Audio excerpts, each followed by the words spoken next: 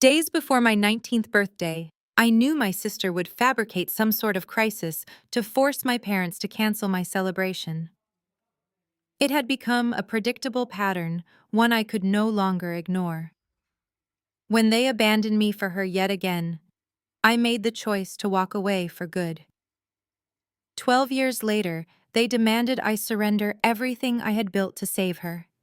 I am Caroline, 32 years old, and the CEO of a luxury public relations and corporate events conglomerate. If you have ever had to cut ties with toxic family members to protect your own future, please let me know where you are watching from in the comments below. Hit the like button and subscribe if you want to hear how I dismantled their entitlement piece by piece. The Zenith Gala was supposed to be the crowning achievement of my firm's year.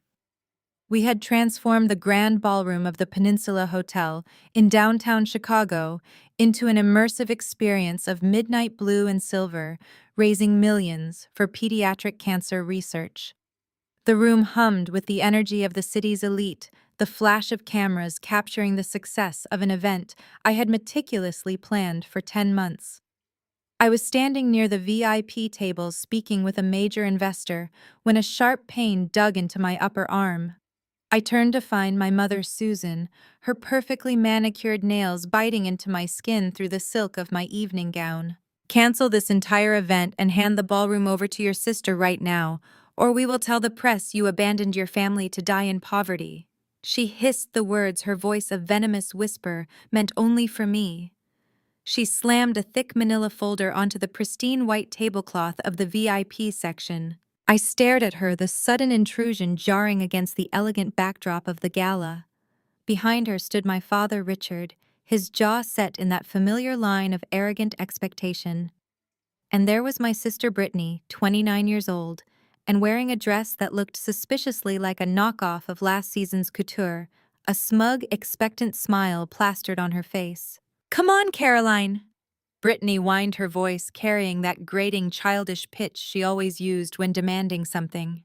"You owe me. You have always been the selfish one, just like when you threw that pathetic tantrum over a stupid birthday dinner while I was having a medical emergency." The absolute audacity of her statement hung in the air between us. A medical emergency. That was her preferred phrasing for the events of my 19th birthday. I looked at the three of them, the picture-perfect family unit that had excluded me for over a decade. "You mean the medical emergency where you faked severe abdominal pain, so Mom and Dad would rush you to the hospital instead of taking me to dinner?" I kept my voice low, icy, and controlled. "The same emergency that miraculously cured itself the moment you realized my college tuition fund had been transferred into your account, so you could take that month-long trip to Europe with your friends." Susan's grip on my arm tightened. "Keep your voice down," she commanded, glancing nervously at the nearby guests. "You left me stranded at O'Hare Airport." I continued, the memory flashing vividly in my mind. The desolate terminal, the sheer panic of realizing I had nowhere to go. You texted me to grow up, left a $100 bill on the kitchen counter, and did not speak to me for 6 months. I did not throw a tantrum, Brittany. I packed my bags and I survived. And I certainly do not owe you a single thing, let alone my firm's most important charity gala. Richard stepped forward, attempting to physically intimidate me with his proximity. He leaned, in his voice a low rumble. "Brittany needs a 10-year vow renewal tonight to save her marriage. You are single, you have no real family, and this party is just a tax write-off for your little company. Sign the venue transfer over to her right now and we will forgive you for cutting us off 12 years ago. We will even let you attend." The sheer delusion of his offer was almost comical. He truly believed he was doing me a favor, extending an olive branch wrapped in extortion.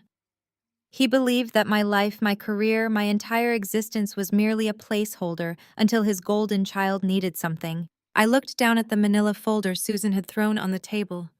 It was a hastily drafted venue transfer agreement, likely drawn up by whatever cheap lawyer they could find on short notice. They expected me to crumble, to yield to their demands, just as I had been conditioned to do throughout my childhood. I calmly reached for the gold-plated pen resting beside the centerpiece. I did not cry. I did not raise my voice or show a flicker of the deep-seated anger simmering beneath my calm exterior. I flipped open the folder, drew a thick, deliberate line through their absurd agreement, and wrote a single sentence across the signature line. "Your marital emergencies are not my business." I closed the folder and handed it back to Richard, maintaining steady eye contact. "Are you insane?" Richard's voice rose, drawing the attention of several guests at the adjoining tables. "Do you know what I can do to you? I will cause a scene right here. I will tell everyone in this room what a terrible daughter you are. I will ruin your firm's reputation before the night is over. I will make sure no one in this city ever hires you again." I smiled, a genuine expression of amusement at his complete lack of understanding regarding the power dynamics in the room. "You are welcome to try, Richard," I said, my voice carrying clearly over the ambient noise. "But I think you will find my security team is much more efficient than your threats." I raised my hand and snapped my fingers once. Immediately, 3 members of my private security detail men, who had been discreetly monitoring the exchange from the perimeter of the VIP section, converged on us. "Escort these individuals out of the building," I instructed the lead guard. "They are trespassing." Susan gasped, her hand flying to her chest in mock horror. "You cannot do this!" "We are your parents." "You lost that title 12 years ago," I replied, turning my back on them to signal the end of the conversation. As the security guards firmly but professionally gripped their arms and began guiding them toward the exit, Brittany's smug facade finally shattered. She dug her heels into the carpet, struggling against the guard's hold. "Andre is going to sue you for everything you have," she screamed, her voice echoing shrilly across the ballroom, turning the heads of dozens of attendees. "He will destroy your little company. You hear me? Caroline, Andre will ruin you." I paused, turning slightly to watch them being forcefully marched through the heavy brass doors of the ballroom. Andre, her husband. The highly successful, notoriously ruthless African-American tech entrepreneur she had married straight out of college. He was brilliant, wealthy, and fiercely protective of his investments. His name was a very real threat, a dangerous variable in an equation I thought I had perfectly balanced. If Andre was involved, this was no longer just a desperate family grasping for a free party venue. It meant they had backing resources and a strategy. The incident at the gala was merely the opening salvo. They had crossed a line moving from personal neglect to professional sabotage, and I knew with absolute certainty that the war had just begun. Richard shifted his weight, stepping into the small space his wife had just carved out at the edge of my table. He wore the same custom navy suit he always wore when he wanted to project absolute authority, the one he used to intimidate local contractors and real estate rivals back in my hometown. But we were not in a suburban country club anymore. We were in the Grand Ballroom of the Peninsula Hotel in downtown Chicago, surrounded by the most powerful corporate leaders in the city. He leaned forward, placing his hands flat on the pristine white tablecloth, trapping me in my seat. His voice dripped with the kind of practiced condescension he had perfected over 30 years of marriage to my mother. "We are not asking you to do the impossible, Caroline," he said smoothly, completely ignoring the fact that his wife's fingernails had just left crescent-shaped indentations in my arm. "Brittany needs a 10-year vow renewal tonight. Her marriage is on the rocks, and she needs a grand gesture to remind her husband what they have built together. This venue is already decorated. The catering is already paid for. You just need to have your staff clear out these donors and let us bring our guests inside." I stared at him, genuinely trying to comprehend the sheer scale of their delusion. They wanted me to evict 300 high-net-worth philanthropists from a pediatric cancer fundraiser so my sister could pretend she was happily married under a canopy of imported white orchids. Richard mistook my silence for submission. He offered a tight, patronizing smile, the one he always used right before closing a deal he knew was heavily skewed in his favor. "Let us be honest about what this really is, Caroline. You are single. You have no real family of your own to prioritize.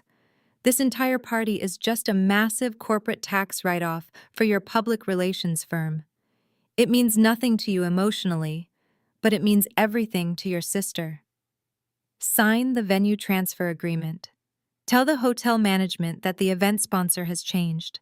Do this one simple thing for us, and we will forgive you for cutting us off 12 years ago. We will even let you stay and attend the renewal ceremony." The audacity of his words hung in the air, heavy and suffocating. They were offering me forgiveness. They were offering to pardon me for the crime of surviving after they abandoned me at an airport with nothing but a single $100 bill and a suitcase.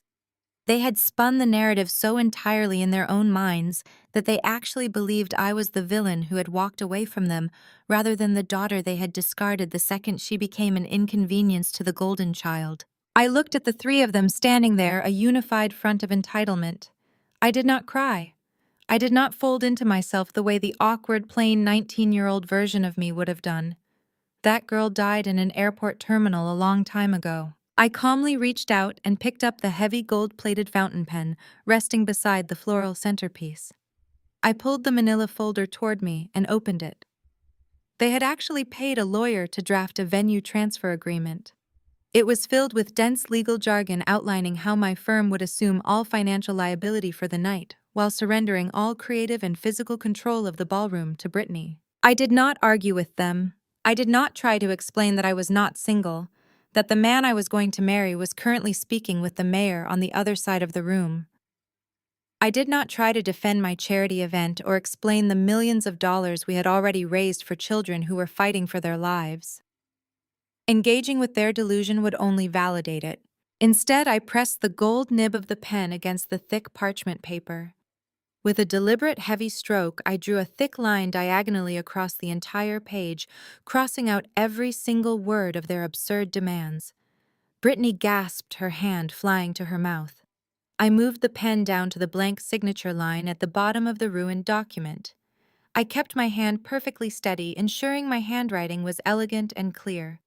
I wrote a single definitive sentence. "Your marital emergencies are not my business." I closed the folder, the crisp slap of the cardboard cutting through the ambient noise of the jazz quartet playing on the main stage. I slid it back across the tablecloth until it bumped against Richard's knuckles. Richard stared at the folder, the patronizing smile slowly sliding off his face, replaced by a dark, volatile shade of red. He realized, perhaps for the first time in his life, that he had absolutely zero leverage over me. "You ungrateful little brat," he hissed, dropping all pretense of civility. His voice began to rise, drawing the curious glances of an investment banker and a tech CEO seated at the adjacent table. "Do you have any idea who you are dealing with? I will cause a scene right here. I will stand in the middle of this ballroom and tell every single one of your wealthy clients exactly what kind of heartless, greedy daughter you are. I will ruin your firm's reputation before the night is over. You will be a laughingstock in this city by tomorrow morning." He was using his ultimate weapon, the threat of public humiliation. For my entire childhood, the fear of a public scene was the only thing that kept my mother and sister in check, and the only thing my father used to control me. He assumed that because I ran a public relations empire, I would be terrified of a scandal. He assumed I would pay any price to keep the peace. I looked up at him and smiled. It was a cold, absolute smile. I raised my right hand and snapped my fingers once. The response was instantaneous. 3 men in immaculate dark suits, members of the private elite security detail I had hired specifically for the gala, stepped out from the shadows of the VIP perimeter. They moved with terrifying efficiency, closing the distance in seconds. Before Richard could even draw breath to begin his promised screaming match, 2 guards flanked him, gripping his arms with a practiced, unbreakable hold. The 3rd guard stepped between me and my mother, using his broad shoulders to physically block her from reaching the table. "Escort these individuals out of the building," I instructed the lead guard, my voice carrying clearly over the music. "They are trespassing, and they are making my guests uncomfortable." "Do not let them back inside," Susan shrieked as the guard placed a firm hand on her elbow, guiding her backward. "You cannot do this. We are your parents. You are making a terrible mistake." The security team did not hesitate. They began marching my family backward toward the grand brass doors of the ballroom. They handled them expertly, keeping their movements swift and controlled, so that it looked to the rest of the room like a minor disruption rather than a full-blown family crisis. As they were physically dragged out of the beautifully lit space away from the wealth and prestige they so desperately wanted to claim as their own, Brittany dug her heels into the thick carpet. Her carefully constructed facade of the tragic suffering wife shattered completely. She fought against the guard's grip, her face contorted with pure, unadulterated rage. "Andre is going to sue you for everything you have!" Brittany screamed, her voice echoing shrilly across the marble foyer, just beyond the doors. "He is going to destroy your company. You hear me? Caroline Andre will ruin you." The heavy brass doors swung shut, cutting off her screeching threat and sealing them out in the cold. I sat back in my chair, smoothing the skirt of my gown, and took a slow sip of my sparkling water. The jazz music swelled, filling the silence they had left behind. Several guests looked in my direction, but I simply offered them a polite, reassuring nod, signaling that the trash had been taken out and the evening would proceed exactly as planned. But beneath my calm exterior, my mind was racing. Brittany's final desperate threat echoed in my head. Andre. Andre was Brittany's husband. He was a highly successful self-made African-American tech entrepreneur who had built a revolutionary software startup from the ground up. He was brilliant, wealthy, and commanded massive respect in the business world. I had only met him once, very briefly, years ago, before I completely severed ties with my family. I remembered him being sharp, observant, and fiercely protective of his assets. The mention of his name introduced a dangerous new variable into the equation. My parents were financially illiterate bullies who relied on intimidation, but Andre was a heavy hitter with infinite resources and an army of corporate lawyers. If Brittany ran back to him and spun a sob story about how her cruel sister had humiliated her and ruined their vow renewal, Andre had the power to make my professional life extremely difficult. If Andre was involved, this was no longer just a desperate family grasping for a free party venue. It meant they had backing. It meant they had resources. The ambush at the charity gala was merely the opening salvo in a war I had not asked for, but one I was absolutely going to finish. The morning sun was just breaching the Chicago skyline when the true scope of my family's retaliation became clear. I was standing in the kitchen of my penthouse, pouring a second cup of coffee, when Liam walked in. He was already dressed in his tailored charcoal suit, but the usual relaxed warmth in his eyes had been replaced by the razor-sharp focus of a corporate litigator preparing for battle.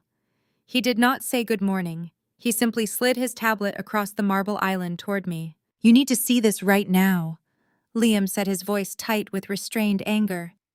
"They did not just go home and lick their wounds. They went to war." I set my coffee mug down and looked at the screen. My mother and father had orchestrated a highly coordinated, brilliantly malicious social media smear campaign launched simultaneously across every major platform at 3 in the morning. The main post was a video of Susan sitting on a worn, modest-looking couch I did not even recognize. She was performing the role of the heartbroken matriarch with terrifying precision, her voice trembling, dabbing at her dry eyes with a tissue.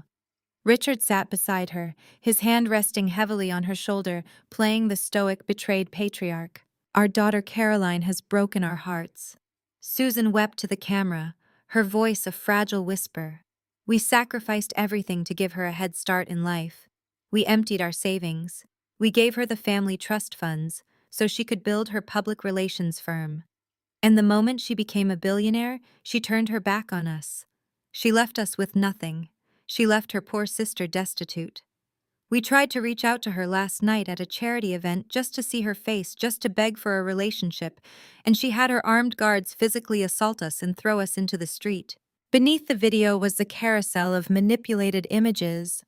There were photos of me from my awkward teenage years deliberately chosen to make me look sullen and ungrateful, juxtaposed against heavily edited bank statements that falsely implied massive transfers from my father's accounts into my startup capital fund. They had even included a staged photo of Brittany, looking exhausted and frail, wearing cheap clothes, standing outside a modest apartment building. The narrative was expertly crafted to trigger public outrage. They were painting me as a ruthless, greedy corporate monster who had cannibalized her own family to build an empire while leaving her beloved sister to rot in poverty. By the time I finished watching the video, it already had hundreds of thousands of views. The comments were a tidal wave of vitriol, strangers calling for my firm to be boycotted, demanding I step down as chief executive officer, and labeling me a sociopath. I handed the tablet back to Liam. The sheer scale of their fabrication was breathtaking, but I felt my pulse steadying. They were playing a dangerous game, using the court of public opinion to execute the extortion Richard had threatened the night before. By the time we arrived at the Zenith corporate headquarters, the fallout had already begun to materialize. My executive assistant met me at the private elevator bank, her face pale. The phones in the crisis management division were ringing incessantly. 2 of our mid-level clients had already called to express concern over the optics of the viral video. Worse, as I walked into my glass-walled office, I glanced at the financial ticker running across the wall monitor. The stock for Zenith's publicly traded parent company had taken a slight but noticeable dip. 3%. In the corporate world, a 3% drop, based on a personal scandal, was blood in the water. Liam paced the length of my office, his phone pressed to his ear as he barked instructions to his legal team. He hung up and turned to me, his jaw clenched so tightly a muscle feathered in his cheek. "I have 5 associates drafting the defamation suits right now," Liam said, stepping up to my desk. "We are filing for libel defamation per se, and intentional infliction of emotional distress. We are hitting them with emergency injunctions and cease and desist orders before noon. I will personally freeze every asset they have left. They want to play the victims online. I will drag them into federal court and bankrupt them by Friday." I sat down in my leather chair, steepling my fingers. Liam was a phenomenal attorney, fiercely protective and legally brilliant. His instinct was to strike back with overwhelming force, to crush the threat instantly. But he had grown up in a normal, loving home. He did not understand the intricate, twisted psychology of a narcissistic family dynamic. "Tell your team to stop drafting," I said quietly. Liam stopped pacing. He stared at me, genuinely bewildered. "Caroline, their video is gaining traction by the minute. Our investors are getting nervous. You cannot possibly want to let this slide." "I do not want to let it slide," I corrected him, my voice perfectly level. "But I absolutely refuse to sue them today. Look at the narrative they just spun, Liam. They are desperate, impoverished parents begging for their wealthy, cruel daughter to love them. If the billionaire chief executive officer immediately hits them with a mountain of corporate lawsuits, what happens? We prove their point. We make them martyrs. The media will frame it as Goliath crushing a weeping David. We give them exactly what they want: a massive public stage and endless television interviews about how their vicious daughter is trying to silence them. But they are lying about the seed funding," Liam argued, planting his hands on my desk. "They are claiming they financed Zenith. That is a direct threat to your ownership structure." "Exactly." I smiled, leaning back in my chair. "They are making definitive, measurable financial claims. They are not just whining about being unloved. They are claiming they own a piece of my company based on fabricated loans. If we sue them for defamation, it is a messy, emotional battle over reputations. But if we do nothing, if we stay completely silent and ignore their bait, what will they do?" Liam frowned, his legal mind catching up to my strategy. "They will escalate." "They will escalate," I confirmed. "They need cash, Liam. That is what this is all about. They do not want an apology, they want a payout. If we ignore the social media circus, they will be forced to make a legal move to get my attention. And the moment they file a fraudulent claim in a court of law, they commit perjury. We do not stop them from digging their own grave. We hand them a bigger shovel and wait until they are too deep to climb out." I instituted a strict blackout protocol across the entire firm. No press releases, no comments from the board, no retaliation. We operated as if my parents did not exist. The silence infuriated them. Over the next 48 hours, they posted more videos, escalated their tearful pleas, and even tagged major news outlets. The public noise was deafening, but I kept my firm focused on our actual clients, projecting an image of unbothered corporate stability. My strategy paid off exactly as I anticipated. On the afternoon of the 3rd day, the private elevator chimed. My assistant walked in, followed by a bonded legal courier. The courier looked slightly intimidated by the sleek high-altitude office, but he marched up to my desk and dropped a thick, heavy manila envelope onto the glass surface. "Caroline Wilson?" he asked. "I am she."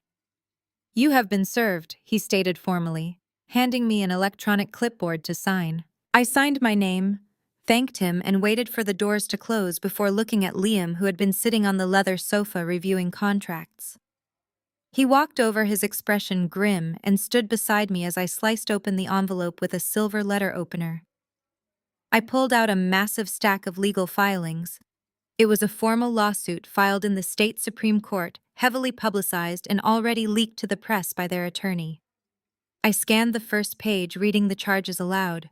"They are suing me for breach of verbal contract, unjust enrichment, and corporate fraud," I said, a cold laugh escaping my throat. Liam leaned over my shoulder, reading the specific demands. "They are claiming that 12 years ago, Richard liquidated his retirement portfolio to provide you with your initial startup capital. They are claiming Zenith was founded as a family partnership, and you illegally transferred the assets into your sole name." I flipped to the prayer for relief section at the back of the document. My eyes locked onto the final demand, and the true motive behind this entire circus snapped into crystal clear focus. "They are demanding 50% equity in Zenith." I read, my voice dropping to a dangerous register. "And they are demanding an immediate emergency cash disbursement of $5 million to prevent the imminent bankruptcy of Aura Lifestyle." Aura Lifestyle was Brittany's vanity project. It was a terribly managed wellness brand that sold overpriced candles and cheap imported yoga mats. She had paraded it around on social media for 2 years, acting like a business mogul. I had assumed Andre was bankrolling her failure, writing off her losses as a minor inconvenience. But this lawsuit told a completely different story. "They are bankrupt," I realized, looking up at Liam. "Brittany's company is going under, and Andre is not bailing her out. That is why they ambushed me at the gala. That is why they needed the vow renewal to impress him. They are drowning in debt, and they decided to use a smear campaign to extort a settlement from me to cover her tracks." Liam tapped the final page of the document. "There is a secondary motion attached here. They filed a demand for an emergency binding arbitration meeting. They want to settle this out of court immediately. They are banking on the fact that your board of directors will force you to pay them off, just to stop the bad press before our initial public offering next quarter. They think I'm going to write a check just to make them go away," I said neatly, stacking the legal documents and tapping them against the glass desk.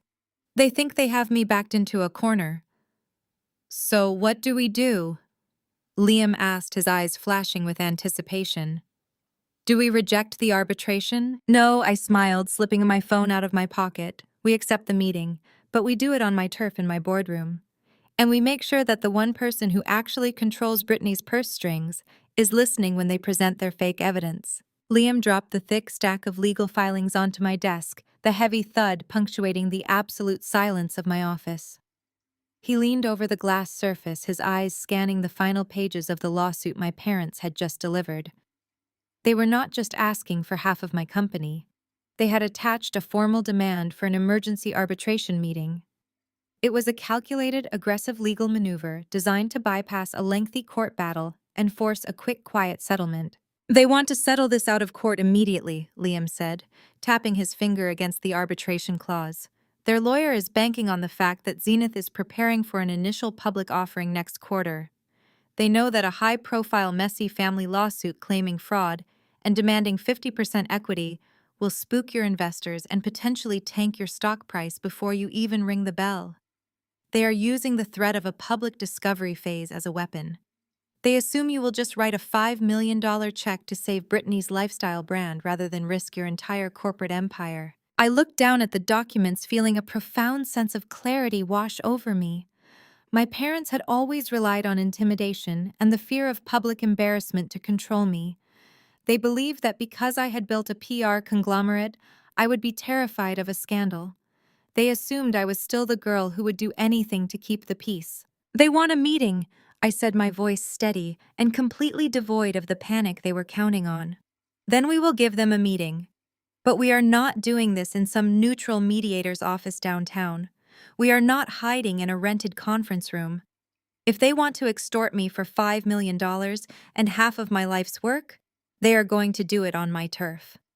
Liam looked at me, a slow, predatory smile spreading across his face.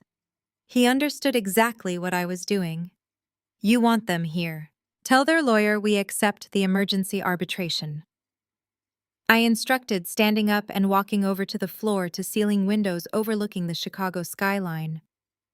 But tell them the meeting takes place tomorrow afternoon in my executive boardroom on the 50th floor of the Zenith building. They play by my rules on my schedule in my house.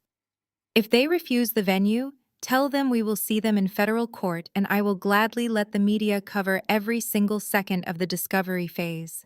Liam pulled his phone from his pocket and immediately began drafting the response to their legal team. They will agree, he said without looking up from his screen. They are desperate for the cash. They cannot afford a drawn-out legal battle, and they know a neutral mediator will take weeks to schedule. They want this done now. As Liam hit send on the email, my private cell phone began to vibrate on the desk. I turned around and looked at the glowing screen. The caller ID displayed my mother's name. Susan had bypassed the lawyers entirely. Do not answer, that Liam warned, stepping toward the desk. Anything you say can be twisted and used in the arbitration tomorrow. Let the attorneys handle all communication from this point forward. I reached out and pressed the green button, putting the call on speakerphone so her voice would echo clearly through my office. I did not say hello. I simply let the line remain open. Caroline, darling. Are you there? Susan's voice drifted from the speaker, dripping with a manufactured, syrupy sweetness that instantly made my skin crawl.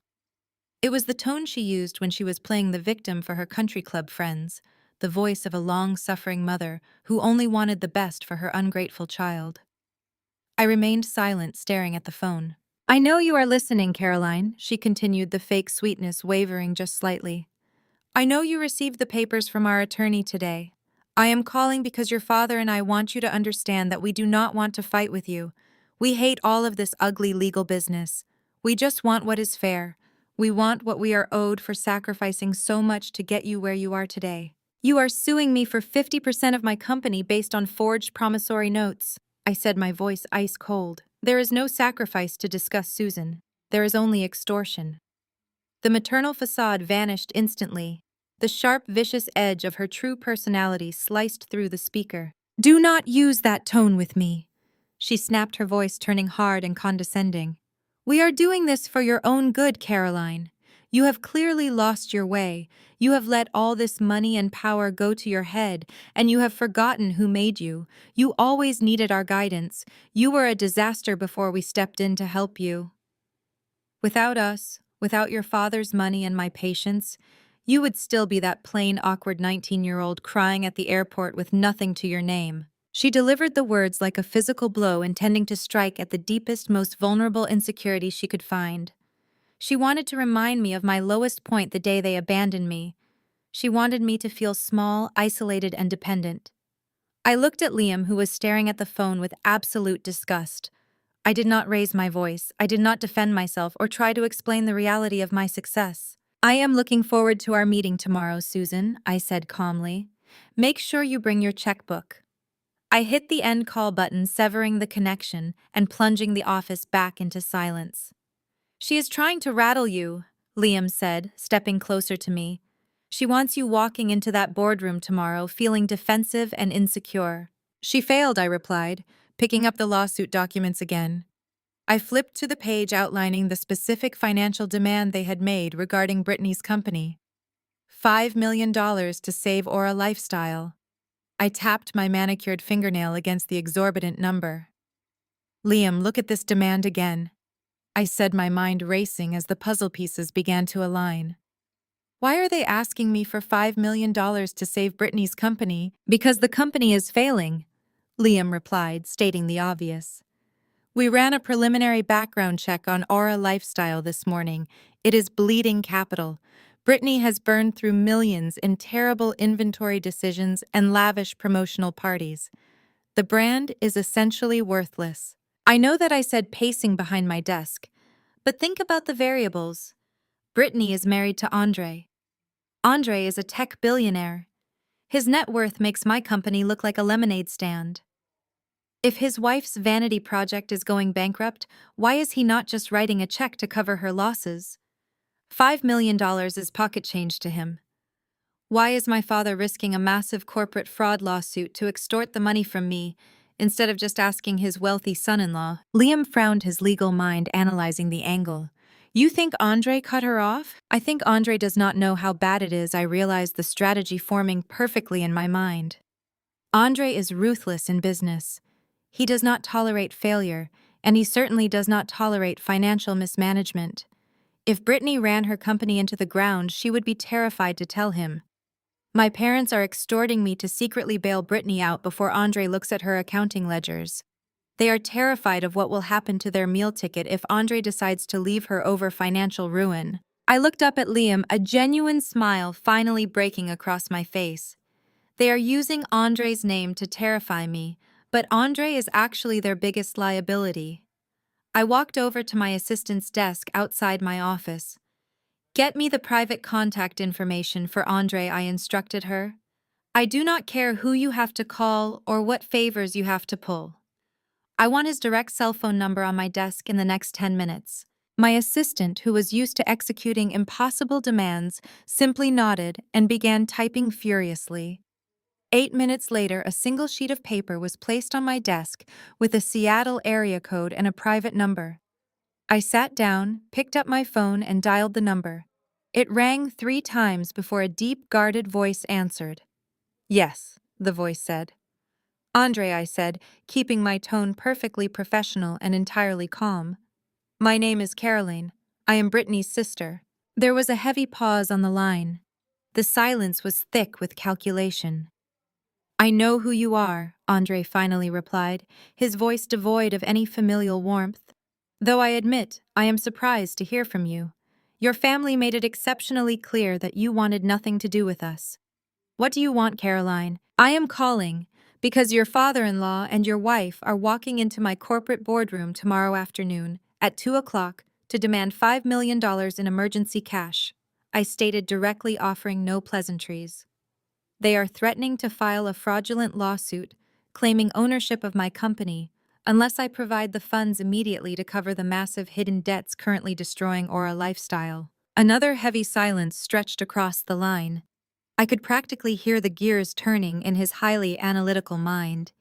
He was processing the information, cross-referencing it against whatever lies Brittany had been feeding him about her business. Why are you telling me this? Andre asked, his tone shifting from guarded to dangerously quiet. Because they threatened me with your legal team, I replied honestly. They claimed you were going to sue me into bankruptcy if I did not comply with their extortion. I am a businesswoman, Andre. I do not appreciate being threatened by proxy, and I certainly do not appreciate being used as a secret ATM to hide someone else's financial incompetence. I thought you might want to know exactly what your wife and her parents are doing in your name. And what do you expect me to do with this information? He asked. My boardroom is entirely glass, I explained, looking out at the sprawling space adjacent to my office. It has an adjoining private executive suite with a frosted glass divider. The audio from the boardroom is piped directly into that private office for transcription purposes. I am inviting you to fly to Chicago tonight. I am inviting you to sit in that private office tomorrow at 2 o'clock and listen to exactly what your wife and her parents say when they think you are not around to hear it. I waited. I knew the kind of man Andre was. He built an empire on information and control. He would never ignore a credible threat to his own financial ecosystem, especially when it involved his own family operating behind his back. Text me the address. Andre said, his voice cold and absolute.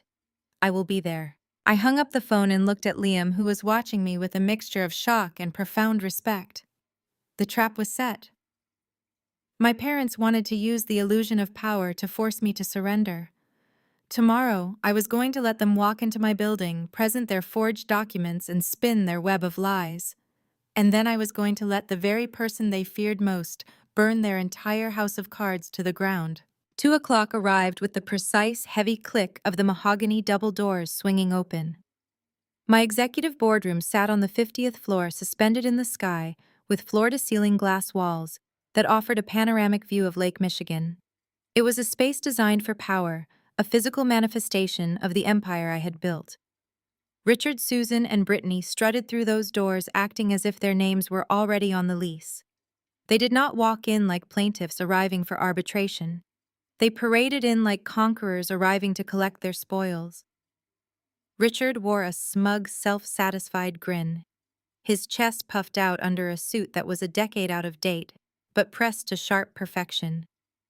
Susan flanked him, clutching a designer handbag I recognized from Brittany's neglected credit card bills, her chin tilted up in a posture of supreme arrogance. Brittany trailed slightly behind them, her arms crossed over her chest, glaring at my leather chairs as if they offended her. They did not wait for an invitation to sit. Richard marched directly to the head of the massive obsidian conference table, a seat explicitly reserved for the chief executive officer, and dropped his briefcase onto the polished surface with a loud, aggressive thud. I remained seated at the opposite end, my hands resting lightly on the table, watching their theatrical performance. Liam sat to my right, perfectly still, his eyes darting between the three of them, with the predatory patience of a litigator who already knew the verdict. "Let us skip the corporate pleasantries," Caroline Richard declared, snapping the latches of his briefcase open. He pulled out a thick stack of papers and shoved them violently down the length of the table. They fanned out across the black glass, stopping just inches from my folded hands. "We are here to claim what is rightfully ours. You have played the independent self-made billionaire for 12 years, but we all know the truth.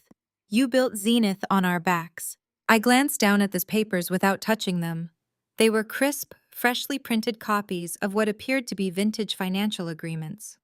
The heading on the top page read, "Promissory Note and Equity Transfer Agreement." Susan leaned forward, planting her palms on the table, her eyes glittering with malicious intent. "Do not bother trying to deny it, Caroline. We have the original documents. 12 years ago, when you were absolutely desperate and crying about your little startup, your father liquidated a massive portion of his retirement portfolio to fund you. We gave you the seed capital. Those documents prove that in exchange for that loan, you promised us a 50% equity stake in Zenith Public Relations." I stared at the pages, genuinely marveling at their audacity. They had actually gone to the trouble of manufacturing fake contracts. The dates printed at the top were from over a decade ago, specifically timed to the month I had moved to Chicago and started working out of a tiny rented garage. They had forged my signature at the bottom of each page, a remarkably good imitation of how I used to write my name before my professional life streamlined it. "You have built a very nice company with our money." Richard continued, his tone dripping with the kind of condescending authority he used to wield over me when I was a teenager. "And we are very proud of how you grew our investment. But it is time to pay the piper.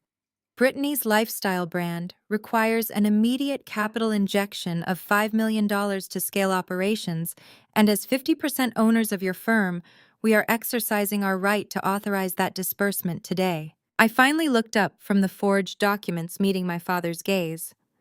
"You fabricated decades-old loan agreements to extort $5 million from me to pay off Brittany's failing business debts." Susan scoffed loudly, waving her hand in the air as if swatting away a fly. "Oh, stop being so dramatic. We are doing this for your own good. You always needed our guidance. You were a disaster before we stepped in to help you. You are 32 years old and you still think you can outsmart us." She walked slowly down the side of the table, her heels clicking sharply against the hardwood floor. "Without us, without your father's money and my patience, you would still be that plain, awkward 19-year-old crying at the airport with nothing to your name. You needed us to survive then, and you need us to guide this company now. Sign over the 50% equity, Caroline. Authorize the $5 million transfer to your sister. If you refuse, we will take this to civil court. We will hand these promissory notes to the press and let the entire world see what a fraud you are. Your precious investors will run for the hills the moment they realize you stole your startup capital from your own parents." I did not argue with her. I did not raise my voice. defend my honor, or try to reason with people who had constructed their entire reality out of lies. I simply reached under the edge of the table and pulled out a sleek silver binder. I slid the binder across the smooth obsidian surface. It glided effortlessly, stopping squarely in front of Richard. "What is this?" Richard demanded, his brow furrowing as he looked at the silver cover. "That is a real-time comprehensive forensic audit of Zenith's financial history," I said, my voice cutting through the tension in the room like a scalpel. "Conducted by one of the top 3 independent accounting firms in the country and certified by the federal government. I had it commissioned 3 years ago when we first began preparing for our initial public offering, and I had it updated this morning." Richard opened the binder cautiously. Susan and Brittany leaned in their confident postures, faltering just slightly. "If you turn to page 42, I continued, leaning back in my chair and crossing my legs, you will find the complete, uninterrupted tracking of my initial startup capital. Every single cent of it is accounted for. There are no mysterious cash infusions from a retirement fund. There are no private family loans. My seed capital came from 3 high-interest independent commercial bank loans that I secured using my own name, my own business plan, and my own severely limited credit at the time. I paid those loans off in full with interest 7 years ago. The bank records, wire transfer receipts, and payoff confirmations are all legally certified in that binder." I watched the color slowly drain from Richard's face as he flipped through the pages of undeniable, legally binding evidence. The paper trail was absolute. It completely obliterated their manufactured narrative. Furthermore, Liam spoke up for the first time, his voice smooth and deadly. "We had a private investigator look into the retirement portfolio you claim you liquidated 12 years ago, Richard. It turns out you never had a portfolio large enough to fund a company. You drained your modest retirement account 14 years ago to pay off a series of bad real estate investments and a country club membership you could not afford. The documents you presented today are fraudulent. Presenting them in a formal arbitration setting is a direct attempt at corporate extortion." Susan grabbed the edge of the table, her knuckles turning white. "You are lying," she gasped, staring at the audit as if it were a bomb about to detonate. "You manufactured these bank records to steal from us." "I am not the one who brought arts and crafts to a legal proceeding, Susan," I replied, gesturing dismissively toward their forged promissory notes. "You cannot rewrite financial history just because your favorite daughter maxed out her credit cards and ran her vanity project into bankruptcy.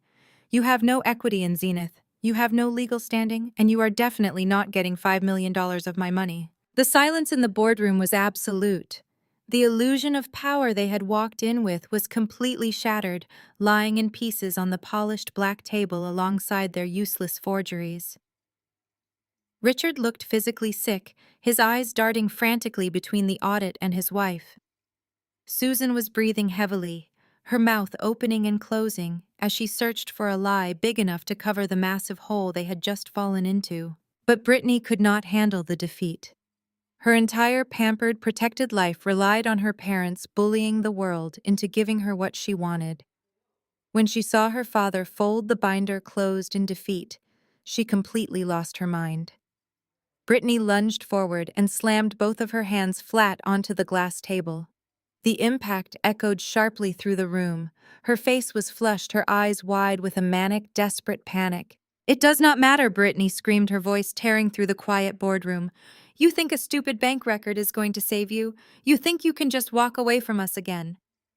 Andre's legal team is the best in the state. He has billions of dollars, Caroline. Billions. He will bury you in litigation. He will tie this company up in court for the next 10 years until your investors abandon you and you are completely bankrupt.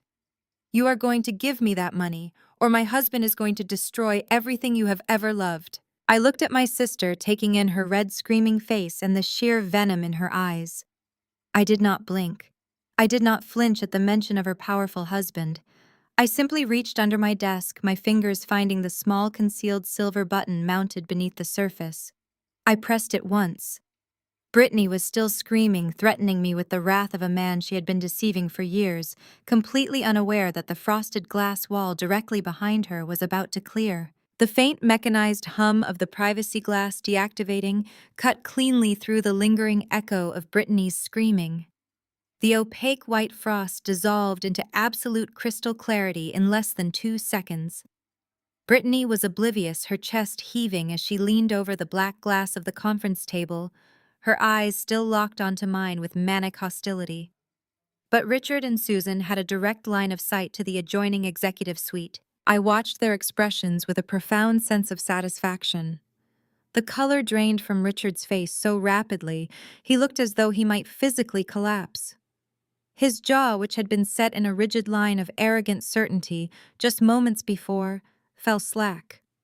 Susan's hands began to tremble violently. She dropped her designer handbag onto the floor, the heavy thud ignored as she stared in absolute horror at the man seated on the leather sofa just beyond the glass barrier. Brittany finally noticed her parents' paralysis. She frowned, turning her head to follow their terrified gaze. The automated glass partition slid open on its silent track. Andre stood up. He was an imposing figure, impeccably dressed in a tailored navy suit that projected an aura of quiet, insurmountable wealth. He removed a small wireless earpiece from his right ear, dropping it casually onto the side table. He had heard every single word spoken in the boardroom. He had heard the extortion, the fabricated loans, the vicious insults.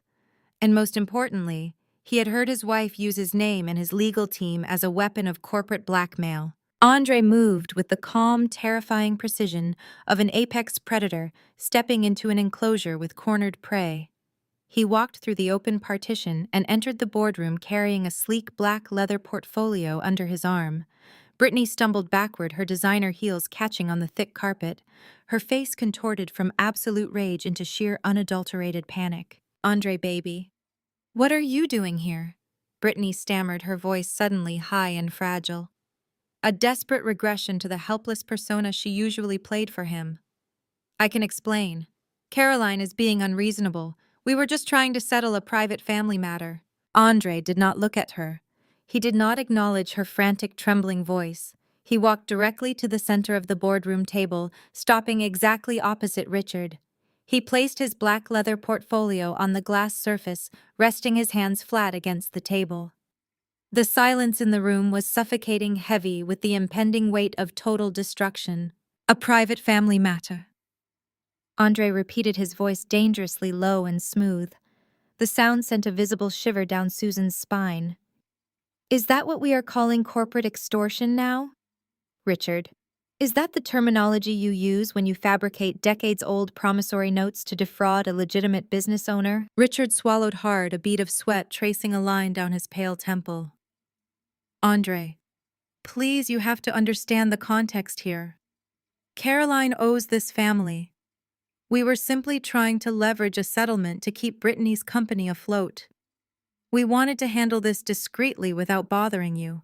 You wanted to handle it discreetly because you are a coward and a thief."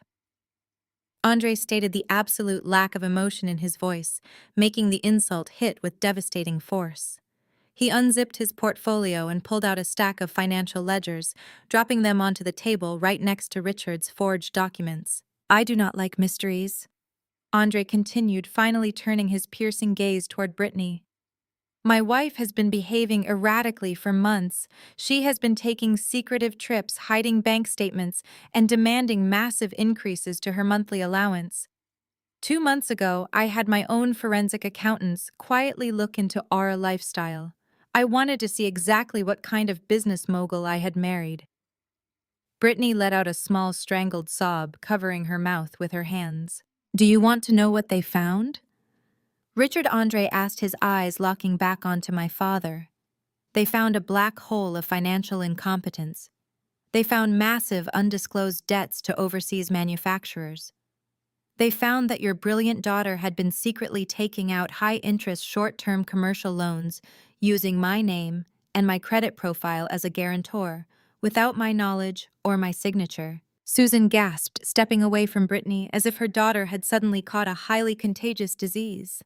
"She has accumulated nearly $6 million in fraudulent debt," Andre announced, his voice echoing coldly off the glass walls.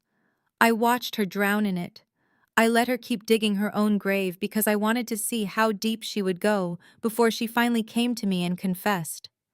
I wanted to see if the woman I married possessed a single ounce of integrity. He paused, looking around the room with an expression of sheer disgust. Instead of confessing she ran to you, Andre said, gesturing to Richard and Susan, and the three of you in your infinite wisdom decided that the best way to solve a massive financial fraud was to commit a second, even larger fraud against her sister. You orchestrated a public smear campaign to damage a billionaire's reputation, and then you walked into this building to extort her using my legal team as your personal executioners. Andre, we had no idea about the scope of her debts. Susan cried out, her self-preservation instincts kicking into overdrive. She instantly threw her golden child under the bus to save herself. She lied to us. She told us she just needed a small bridge loan. If we had known she was committing fraud against you, we never would have helped her. Do not lie to me, Susan. Andre snapped, his voice finally rising in volume, cracking like a whip. I heard the entire conversation. I heard you tell Caroline that you were doing this for her own good. You are co-conspirators in an extortion plot. You are complicit. Brittany dropped to her knees, clinging to the edge of the conference table, sobbing uncontrollably. The meticulously crafted illusion of her perfect life was shattering into a million jagged pieces on the boardroom floor. Andre, please. Brittany wept, mascara running down her cheeks in dark, ugly streaks. I am so sorry. I was terrified. I just wanted you to be proud of me. I wanted to be a successful CEO like you. I will fix it. I will do whatever you want. Please do not leave me over this. We can pay the debts. We can make it go away. Andre looked down at her.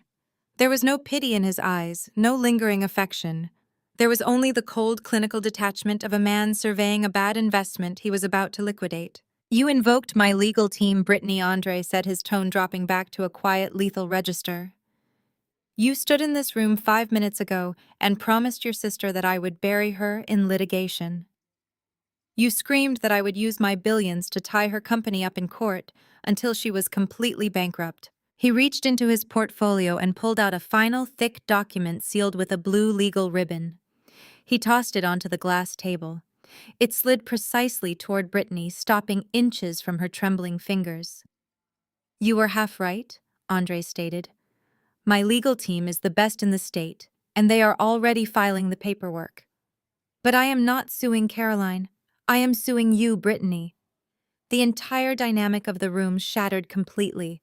The document on the table was a multifaceted legal assault. Andre was not just filing for divorce, he was filing civil suits for corporate fraud, identity theft, and the embezzlement of joint marital assets.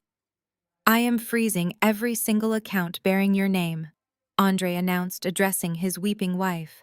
I am revoking your access to all properties, all vehicles, and all lines of credit. You have absolutely nothing.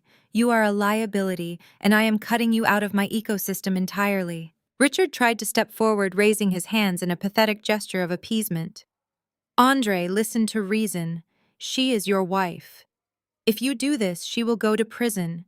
You cannot throw her to the wolves like this. I can offer you a deal.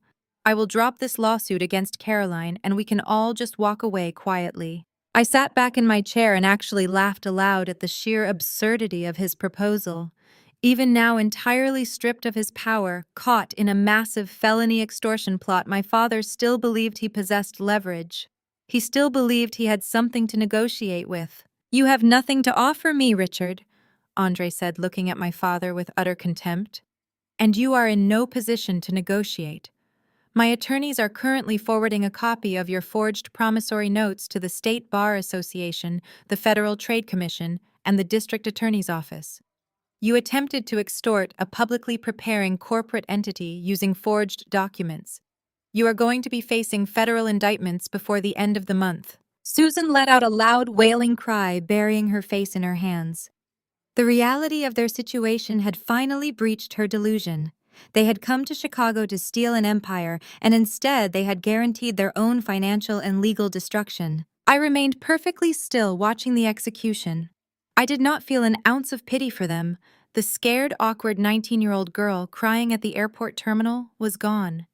In her place sat a woman who had just orchestrated the complete dismantling of her abusers without having to file a single lawsuit of her own.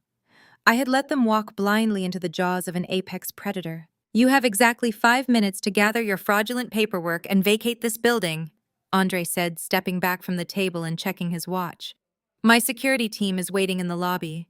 If you are not in the elevators by the time that clock strikes 2:30, I will have you physically removed and arrested for criminal trespassing." Andre turned his back on them without another word.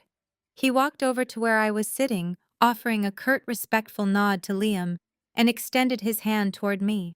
I stood up and shook his hand. It was a firm, professional grip between two people who understood exactly how the world worked. "Thank you for the invitation," Caroline Andre said quietly, his eyes acknowledging the brilliant brutality of the trap I had set. It was highly illuminating.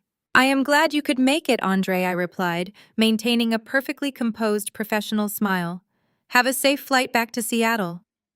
Andre turned and walked out through the private executive suite, the frosted glass wall sliding shut behind him and sealing with a decisive electronic click. I stood at the head of my table looking down at my family.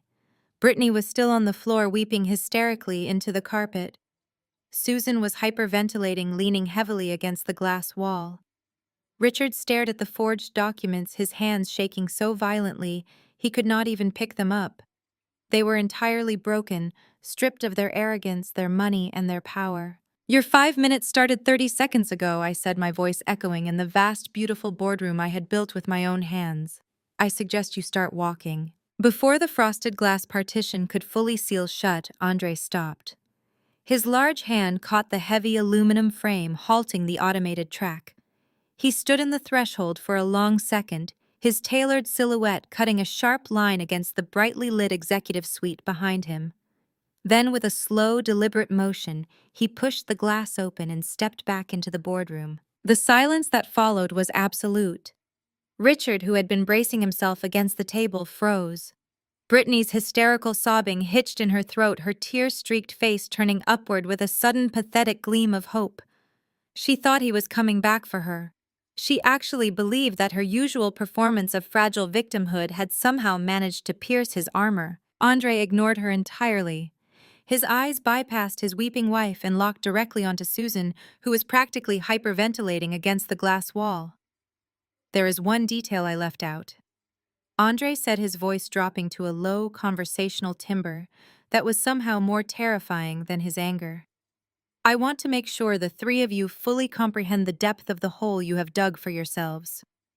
He walked back to the table, towering over Richard's discarded fraudulent promissory notes. "Brittany assumed I discovered her little financial disaster this morning." Andre continued, tracing the edge of the forged documents with his index finger. "But I am not a man who operates on surprises. I noticed the massive discrepancies in my own startup's accounts 4 days ago. I contacted Caroline 3 days ago." Susan blinked, her mouth opening and closing in mute shock. "Caroline and I had a very enlightening conversation," Andre said, gesturing toward where I sat at the head of the table. "You see, when I first reached out to her, I had absolutely no idea about this absurd social media smear campaign you were launching against her. I called her because the money missing from my company was being aggressively funneled through a series of shell accounts, and the final destination of those funds traced back to a bank in Chicago. I assumed incorrectly that Caroline might have some insight into her family's sudden influx of untraceable capital. It was Caroline who connected the dots for me. It was Caroline who explained the ambush at her charity gala and the extortion plot you are currently executing." Brittany scrambled to her feet, her hands shaking so violently she had to grip the back of a leather chair just to stay upright. "Andre, no," she pleaded, her voice cracking. "The money was just a loan.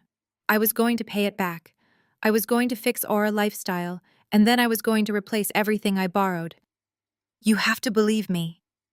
"Borrowed?" Andre laughed, a sharp, bitter sound that held no humor.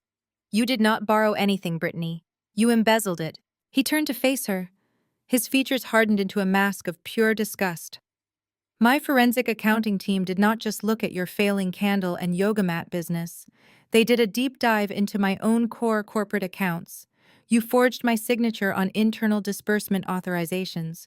You bypassed dual authentication protocols using my private security credentials. You actively and methodically siphoned $7 million from my tech firm over the past 3 years. Richard stumbled backward, his knees hitting the edge of the sofa. 7 million, he choked out the number, clearly vastly exceeding whatever lies Brittany had told him. Andre did not look at him. His gaze remained pinned to Brittany, dismantling her piece by piece. 12 years ago, you faked medical emergencies and emotional crises to drain your parents dry, forcing them to abandon your sister at an airport, just so you could absorb every ounce of their financial and emotional resources. Andre stated, his voice ringing with absolute authority. Caroline warned me about your methodology. She told me exactly how you operate. You create an emergency, you play the victim, and you drain the accounts of anyone foolish enough to protect you. And you did the exact same thing to me. Brittany shook her head frantically, her blonde hair sticking to her wet cheeks. No, no, no, she sobbed, stepping toward him. I love you, Andre. I did not do it to hurt you. I just needed help. You needed to fund a delusion, Andre corrected her brutally. I saw the forensic trace on the wired funds.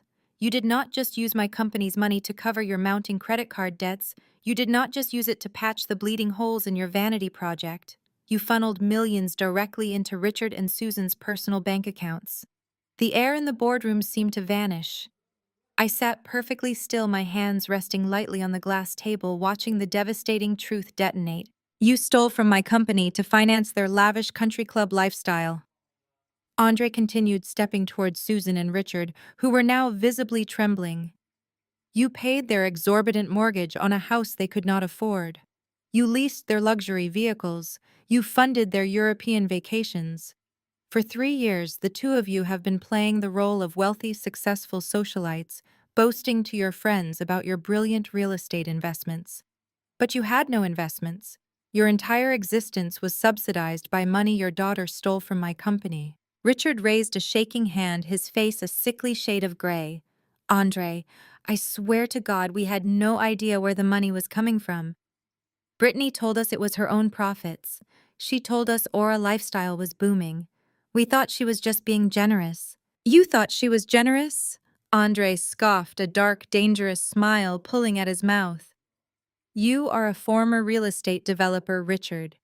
You know exactly how to read a financial statement. You knew her company was a laughingstock. You knew she had zero liquid capital. You deliberately looked the other way because it was convenient for you. You willingly accepted millions of dollars in stolen funds because you were too arrogant to admit you were broke and too lazy to get real jobs. He turned back toward the door, having delivered the final fatal blow. The FBI already has the financial trace, Andre said casually, pausing at the threshold. Receiving stolen corporate funds across state lines is a federal offense. The IRS will be looking into the undeclared income, and my legal team will be pursuing civil asset forfeiture for everything you currently own. Your cars, your house, your country club memberships. Everything you bought with my money belongs to me now. He looked at Brittany one last time. My assistant has packed 2 suitcases of your clothing. They have been left on the curb outside the Seattle estate. The locks have been changed, and my security team has your photograph. If you come within 500 feet of my property, you will be arrested. With that, Andre finally stepped through the doorway. The frosted glass panels slid shut, sealing seamlessly and hiding him from view. The boardroom was plunged into a heavy, suffocating silence, broken only by the sound of Brittany's ragged, gasping breaths. She sank to the floor, curling into a tight ball on the premium wool carpet, her entire world completely incinerated. I remained in my chair at the head of the table. I smoothed the lapels of my blazer and took a slow, deliberate sip of my water. The view of the Chicago skyline behind me felt particularly vibrant today. Your 5 minutes are officially up, I announced, my voice slicing through the heavy air with crisp precision. I expect you to be out of my building before my security team comes up here to physically remove you. Richard did not move. He was staring at the floor, completely paralyzed by the reality of federal indictments and total financial ruin. His shoulders were slumped, his posture broken. The arrogant patriarch was gone, replaced by a terrified, destitute old man. But Susan was a different breed of monster. While Richard crumbled and Brittany wept, Susan's survival instincts flared to life. She possessed a terrifying ability to adapt to instantly rewrite reality to suit her needs. She had just watched her primary source of income disappear. She had watched her golden child get exposed as a criminal. She was facing federal prison. And she knew with absolute certainty that I was the only person left in the world with the power and the resources to save her. Susan slowly peeled herself away from the glass wall. She smoothed her skirt, brushed a stray lock of hair behind her ear, and took a deep, shuddering breath. When she looked up at me, the malicious sneer was gone. The arrogant entitlement had vanished. Her eyes filled with fresh, glistening tears, and her face softened into an expression of profound maternal tragedy. "Caroline?" She whispered, her voice trembling with a masterfully calibrated vulnerability. She stepped away from Richard and walked slowly toward my end of the table, ignoring Brittany completely. "Caroline, my beautiful, brilliant girl." She reached out her hands, hovering just inches from mine, though she did not dare touch me. "I am so sorry," Susan wept, the tears spilling perfectly down her cheeks. "You have to believe me, I had absolutely no idea what Brittany was doing. She lied to us. She manipulated us just like she manipulated Andre. She told us those funds were legitimate. She told us she was successful. You know how she is, Caroline. She has always been so troubled, so deceitful." I watched her, genuinely mesmerized by the sheer sociopathy of her performance. Less than 10 minutes ago, she had told me I was an awkward, pathetic failure who needed her guidance. Now she was throwing her beloved golden child to the wolves without a second thought. "We were desperate," Caroline Susan continued, her voice pleading. "Your father and I were terrified of losing everything. When Brittany offered to help us, we were just so relieved. We were blind to her manipulation." "But you," she smiled through her tears, looking at me with manufactured awe. "You saw right through her. You always were the smart one. You always were the strong one." She leaned closer, lowering her voice to a conspiratorial, desperate whisper. "You have to help us, Caroline. You have to protect us from this. Andre is going to destroy your father and me for something Brittany did. We are your family. We are your parents. You have all these resources, all these brilliant lawyers. You can make this go away. We will do whatever you say. We will publicly apologize. We will release a statement retracting everything we said online. Just please, Caroline, please do not let them send us to prison." Susan looked at me, her eyes wide with desperate, pleading hope. She was banking on the one thing she believed she still controlled, the lingering inherent desire of a discarded daughter to finally earn her mother's love. She thought that if she praised me, if she finally acknowledged my strength and begged for my protection, I would fold. I looked at her tear-stained face, then glanced at Richard, who was watching us with pathetic, fearful eyes, and finally at Brittany, who was still sobbing on the floor. The entire toxic ecosystem of my childhood was laid bare before me, stripped of its power and begging for mercy. I smiled. It was a cold, radiant, absolute smile. I did not get the chance to answer her pathetic plea. The electronic chime of the glass partition track hummed again, cutting sharply through the heavy silence of the boardroom. The thick frosted door, which had just sealed Andre out of the room, abruptly slid backward along its rails. Andre stepped back into the threshold. He had a heavy-bound leather ledger in his hand, a physical document he had apparently retrieved from his security detail waiting in the outer executive suite. Seeing Andre return, Susan experienced a psychological shift so rapid and jarring, it was almost mesmerizing to witness. The moment she realized my cold, radiant smile offered absolutely no sanctuary, and the moment she saw Andre stepping back into the room, her survival strategy altered completely. The manufactured tears vanished. Her trembling lower lip instantly steadied. The posture of a broken, desperate mother evaporated into thin air, replaced immediately by the rigid, haughty stance of an aristocratic matriarch whose patience had been severely tested. She turned her back on me, entirely dismissing my existence once again, and focused her sights squarely on the man who had just dismantled her life. She was going to attempt to gaslight a billionaire forensic expert. "Andre, you are severely overreacting," Susan declared, her voice ringing out with a sharp, condescending clarity. She lifted her chin, adopting a tone usually reserved for scolding a particularly slow-witted servant. She took a step toward him, waving her hand dismissively at the air between them, as if swatting away his accusations. You are letting your emotions dictate your business sense, and frankly, it is incredibly unbecoming. Andre stopped moving. He stood perfectly still in the center of the room, the heavy ledger gripped in his right hand. He did not say a word. He simply watched her, allowing her the rope she needed to hang herself entirely. You simply do not understand how a family of our caliber operates. Susan continued, her voice dripping with venomous superiority.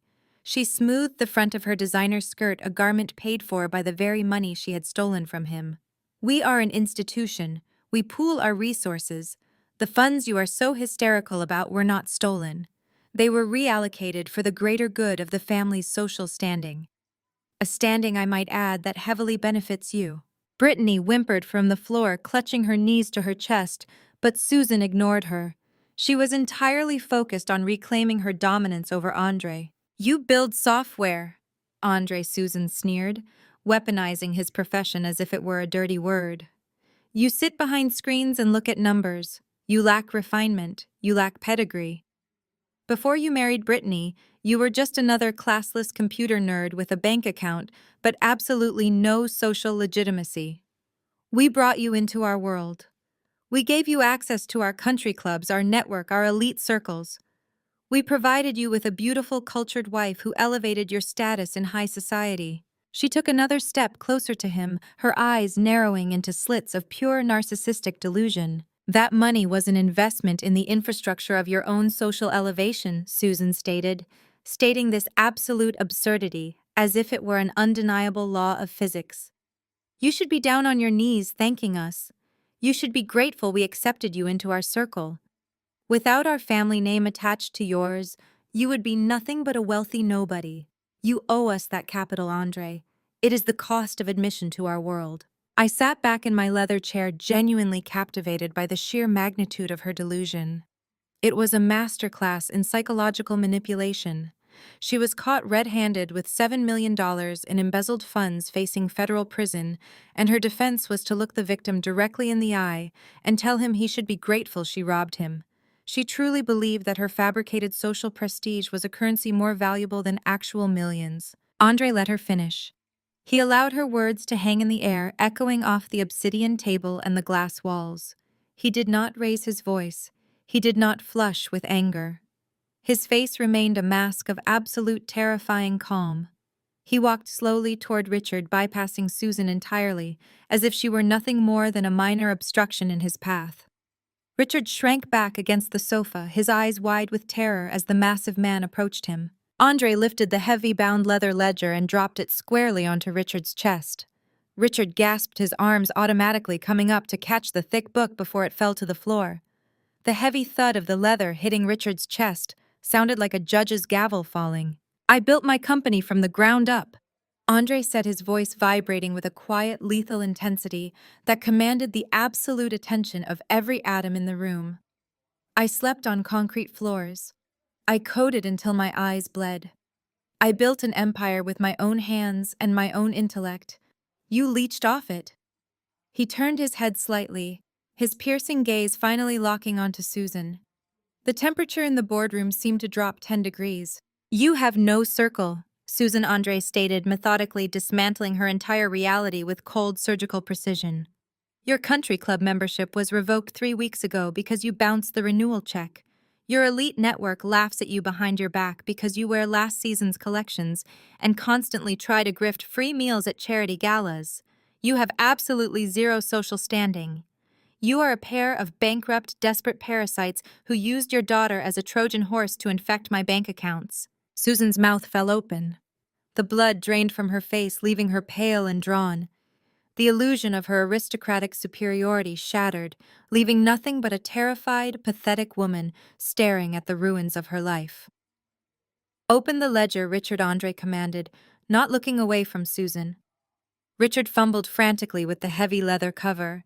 He flipped it open, his shaking fingers struggling to grip the crisp white pages. That is a detailed transaction-by-transaction account of every single wire transfer, every fraudulent corporate credit card swipe, and every offshore shell company routing, Andre explained, his voice devoid of any human warmth.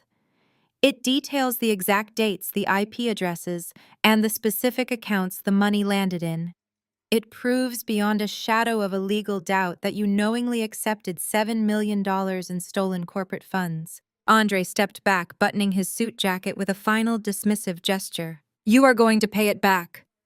Andre fired back his words, hitting them like physical blows. Every single cent. You will liquidate whatever miserable assets you still possess. You will sell the house. You will sell the cars. You will empty your retirement accounts if you even have any left. You will pay back the $7 million plus the forensic accounting fees, plus my legal expenses. If you are short by a single dollar, or if you attempt to hide a single asset, you are going to prison, both of you. I will personally ensure the federal prosecutor seeks the maximum sentence for corporate espionage and wire fraud. He looked down at Brittany, who was still curled on the floor, weeping silently into her hands. My attorneys will be in touch regarding the divorce proceedings, Andre said to her. Do not attempt to contact me. With that final decree, Andre turned and walked out of the boardroom. The frosted glass partitions slid shut behind him, sealing with a heavy, definitive click. The hum of the privacy glass activating filled the room, turning the clear window back into an opaque wall of white frost. He was gone. The execution was complete. The silence that followed was absolute, heavy with the suffocating realization of total defeat. Susan swayed on her feet, her hands clutching her stomach as if she had been physically gutted. She stumbled backward and collapsed into one of the leather chairs, staring blankly at the polished black surface of the conference table. Brittany remained on the floor, a broken, shivering mess of ruined designer silk and smeared makeup. I looked at Liam, who offered a brief, imperceptible nod of satisfaction. The threat to my company had been neutralized without us having to lift a finger. The predators who had come to feed on my success had been devoured by a much larger beast. I turned my attention back to Richard. He was still clutching the heavy leather ledger to his chest, his knuckles white, his breathing shallow and rapid. He looked like a man who had just been handed his own death warrant. His eyes darted wildly around the room, searching for an exit, searching for a lifeline, searching for any possible way out of the suffocating trap that had just snapped shut around him. But as the initial shock began to recede, a different kind of emotion took hold of my father. It was not remorse. It was not acceptance of his fate. It was the dark, venomous desperation of a cornered animal, realizing it had absolutely nothing left to lose. Richard slowly lowered the ledger to the table. His hands stopped shaking. The terrified, pathetic demeanor vanished, replaced by a cold, calculating malice that I remembered all too well from my teenage years. He slowly straightened his spine, pushing himself off the sofa and standing up to face me. He looked at his weeping daughter on the floor. He looked at his catatonic wife in the chair. Then he locked his dark, furious eyes directly onto mine. Cornered, utterly defeated, and facing the absolute certainty of federal prison, Richard resorted to his final, dirtiest trick. He reached a steady hand into the breast pocket of his outdated, perfectly pressed suit. He did not pull out another forged promissory note. He did not pull out a legal threat from Andre. You think this is over, Caroline? Richard asked, his voice dropping to a harsh, gravelly whisper that echoed menacingly in the quiet room. You think you can just sit there in your glass tower and watch us burn? He withdrew a small, sleek, black USB drive from his pocket and held it up between his thumb and forefinger. The silver metal connector caught the light from the floor-to-ceiling windows. If we are going down, Caroline, Richard stated, a horrific, triumphant smile twisting his features, you are going down with us. This drive contains an entire archive of manufactured emails and doctored financial logs. It establishes a direct, undeniable link between your Zenith public relations accounts and Brittany's shell corporations. Liam shifted instantly in his chair, his posture snapping into high alert. I did not move. I stared at the small black drive in my father's hand. It is completely fabricated, of course, Richard admitted smoothly, stepping closer to the table. But the federal investigators will not know that. The press will not know that. I will hand this drive to the SEC tomorrow morning. I will tell them that Zenith PR was the mastermind behind the entire embezzlement scheme. I will tell them you orchestrated the fraud to funnel Andre's money into your own startup. By the time your expensive lawyers prove the documents are fake, your reputation will be permanently destroyed. Your initial public offering will be canceled. Your investors will flee. You will lose everything you have built, Caroline. He tossed the USB drive onto the black glass table. It clattered sharply, sliding to a halt exactly halfway between us. Pay Andre his $7 million, Richard demanded, leaning over the table, his eyes burning with toxic, hateful desperation. Pay off your sister's debt today, or I will ensure Zenith Public Relations dies right alongside Aura Lifestyle. My cold, radiant smile did not waver as Richard's desperate ultimatum echoed against the glass walls of the boardroom. He stood there, chest heaving, his hand hovering over the small black USB drive, resting on the obsidian table. For a fraction of a second, I almost admired his sheer, unadulterated audacity. Cornered, facing federal prison and total financial ruin, his instinct was not to beg for mercy but to double down and attempt to extort the executioner. But you are thinking too small, Caroline, Richard hissed, his voice dropping into a register of conspiratorial malice.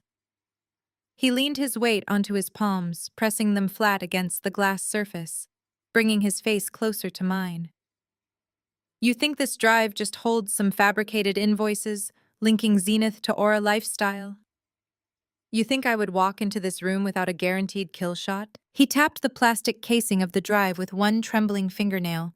The sharp click sounded loud in the tense silence of the room. I know exactly how initial public offerings work, Richard said, a nasty, victorious sneer twisting his lips. I know that the Securities and Exchange Commission requires absolute transparency. I know that the slightest hint of executive misconduct during your quiet period will trigger an automatic suspension of the entire public offering. So I did not just manufacture a connection to your company, I targeted your foundation. Susan, who had been weeping pathetic tears into her hands just moments before, suddenly stopped. She lowered her hands, her eyes darting between Richard and me. The realization that her husband had a backup plan, a dirtier, more lethal weapon, acted like a shot of adrenaline to her system. She slowly sat up straight in her leather chair, her posture rigidly realigning into its default state of arrogant entitlement. What exactly is on that drive, Richard? I asked, my voice calm, maintaining a perfectly level gaze. It contains 64 deeply incriminating, heavily doctored email chains, Richard bragged, his chest puffing out with pathetic pride. And it is not just your name on them, Caroline. It is Marcus Vance. Liam, sitting silently to my right, stiffened. His pen paused its rhythmic tapping against his legal pad. Marcus Vance was my lead independent board director. He was a titan in the Chicago financial sector, a man whose pristine reputation had single-handedly secured our primary underwriter for the upcoming IPO. That is right, Richard noted, catching Liam's reaction and feeding off it. I hired a very expensive, very discreet private investigator who specializes in digital acquisitions. We compromised Marcus's personal servers. We gained access to his private correspondence. We took his actual digital signature and embedded it into a fabricated dialogue with Brittany. Brittany sniffled from the floor, pushing herself up onto her knees. She wiped the smeared mascara from her cheeks, her eyes widening as she watched her father go to war for her. If I send this drive to the SEC, Richard continued, his voice rising in volume and confidence, the narrative will be undeniable. It will show that Marcus Vance personally authorized the embezzlement from Andre's tech firm. It will show that Marcus funneled that $7 million directly into Zenith Public Relations to artificially inflate your balance sheets right before the IPO. It will look like a massive coordinated corporate fraud orchestrated by your top board member to defraud public investors. It is entirely fictional. I stated, my tone analytical and completely devoid of panic. A forensic digital audit will prove the emails are doctored within a week. Marcus Vance has an alibi for every hour of his life, and my balance sheets have already been certified by federal regulators. You are threatening me with a ghost story. It does not matter if it is a ghost story. Caroline Susan snapped, suddenly finding her voice. She stood up from her chair, stepping up to stand shoulder to shoulder with Richard. Her rapid transition back to a smug, commanding matriarch was nauseating. The SEC does not care about the truth initially. They only care about the allegation. Susan crossed her arms over her chest, looking down her nose at me. The moment those emails hit the investigator's desk, your IPO is frozen. Your underwriters will pull their funding immediately to avoid the scandal. Marcus Vance will be forced to resign from your board in disgrace to protect his other ventures. By the time your expensive forensic auditors prove the documents are fake, it will be 6 months from now. Zenith Public Relations will be bleeding capital, your reputation in the financial sector will be radioactive, and your company will be worthless. She smiled, a thin, cruel line that mirrored the expression she used to wear when she locked me out of the house for minor infractions during my childhood. You can beat us in court eventually, Caroline, but we will destroy your company before you ever reach a judge. Richard nodded, emboldened by his wife's support. We hold your entire future on this little piece of plastic, Caroline. Andre thinks he has the upper hand, but he is just a collateral casualty in this. You are the one with an empire to lose today. So here is how this is going to work. Richard commanded, his voice dripping with the absolute delusional certainty of a man who believed he had just checkmated a grandmaster. You are going to use your own personal funds to pay Andre the $7 million Brittany owes him. You will wire the money today. He held up a second finger. Then you will get Andre on the phone. You will tell him that if he files a single criminal charge against your sister or against us, you will personally ensure that Zenith's legal team buries his tech firm in retaliatory lawsuits. You will force him to drop the divorce proceedings. You will make him stay with Brittany and maintain her lifestyle. I looked at Brittany. She was actually nodding along with her father's demands, her face bright with a sickening, hopeful desperation. She truly believed that I could and would force a billionaire to remain in a fraudulent, loveless marriage just to protect her fragile ego. And finally, Richard said, leaning forward and tapping the glass table with a heavy, rhythmic thud, "Because you have proven that you cannot be trusted to support your family voluntarily, we are going to formalize this arrangement. You are going to sign a binding equity transfer. You are going to give Susan and me a 20% voting stake in Zenith Public Relations. That will ensure we are never put in a position of financial vulnerability again, and it will guarantee our fair share of the IPO profits when we allow it to proceed." The sheer breathtaking scale of their entitlement hung in the air, dense and suffocating. They had just been caught stealing millions, and their proposed solution was to demand millions more, force a hostage marriage, and steal a fifth of my company. They were not just criminals. They were completely divorced from the fundamental realities of the universe. Beside me, Liam had finally heard enough. The stoic, unflappable corporate litigator, who had sat silently through the extortion, the screaming, and the exposure of the embezzlement, finally reached his breaking point. I saw the subtle shift in his posture. His jaw clenched so tight a muscle ticked visibly beneath his skin. His knuckles turned stark white as he gripped his heavy silver fountain pen. Liam understood the legal reality of what Richard was threatening. A manufactured SEC scandal during a quiet period was a corporate death sentence. Even if the evidence was entirely fabricated, the investigation alone would trigger a mandatory disclosure to our underwriters. The underwriters would pull out, citing material risk. The IPO would collapse. The damage to Zenith's valuation would be catastrophic, and Marcus Vance's career would suffer permanent, unwarranted damage. I watched from the corner of my eye as Liam's left hand slowly slipped beneath the heavy obsidian table. I knew exactly what he was reaching for. He was aiming for the concealed security button mounted near my knee. He was preparing to summon the building's armed security detail, lock the boardroom doors, and have Richard and Susan detained for federal blackmail and corporate espionage, while he immediately drafted an emergency injunction to seize the USB drive. It was the correct, aggressive legal response. It was exactly what I paid him a small fortune to do. But I did not want security. Not yet. As Liam's finger brushed the edge of the concealed button, I moved. I smoothly reached down and placed my hand over his wrist, my fingers locking around his cuff. Liam froze. He turned his head sharply, his dark eyes meeting mine. They were blazing with a rare protective fury.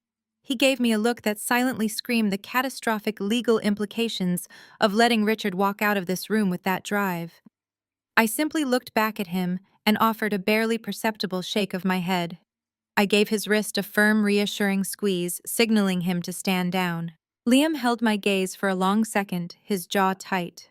Slowly, reluctantly, he pulled his hand away from the security button and placed it back on top of the glass table, though his grip on his fountain pen remained white-knuckled.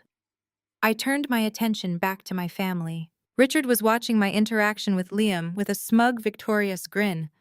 He thought my lawyer was panicking. He thought I was stopping Liam from calling security because I had realized I was beaten. He thought his blackmail had paralyzed me. Susan crossed her arms, her chin tilted up in absolute triumph. "You are making the smart choice, Caroline," she purred, her voice dripping with maternal condescension. "Fighting family only leads to unnecessary pain. Once you sign the equity transfer, everything will go back to normal. We can even celebrate at the country club this weekend." I looked at the small black USB drive sitting on the table. It represented the sum total of their malicious, pathetic existence. It was a weapon forged out of lies designed to destroy the only honest thing I had ever built. They believed it was their ultimate trump card. They believed it made them untouchable. I slowly interlaced my fingers, resting my hands on the cool glass.